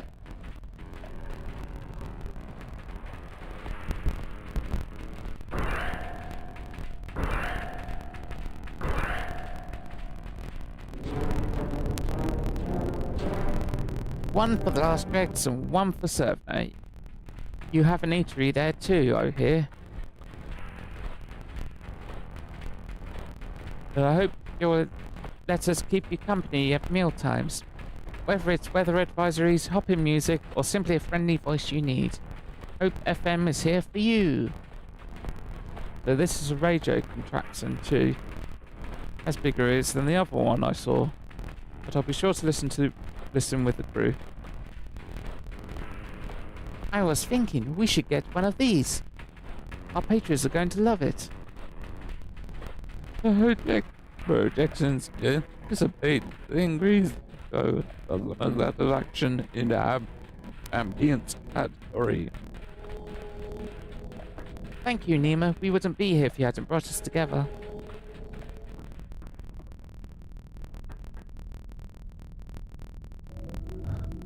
I think I speak for everyone when I say this is a day that will shine like a newborn star in our memories. I hope you feel the same.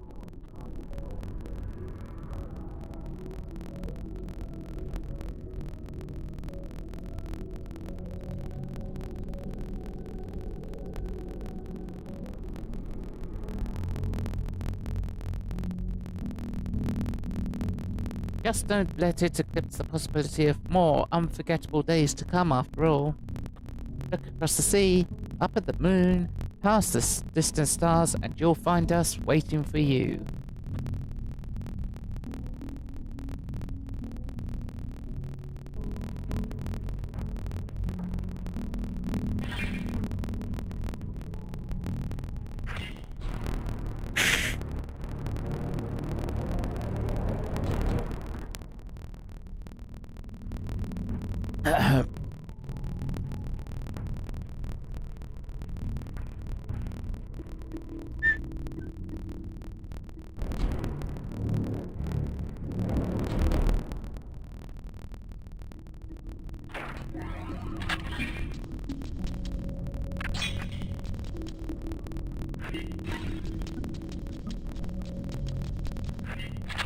That new dance.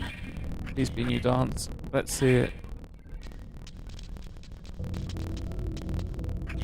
It is. Yeah.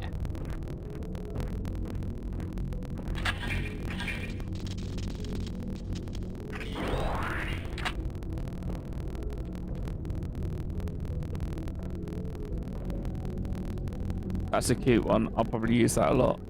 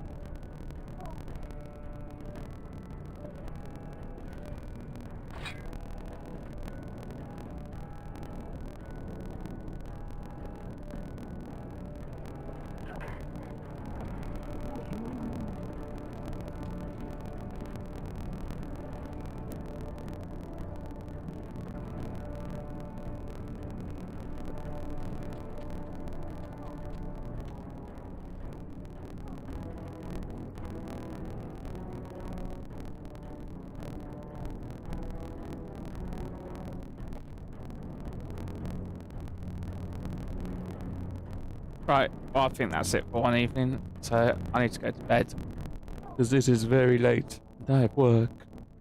No work. No work. No. Okay. Good night.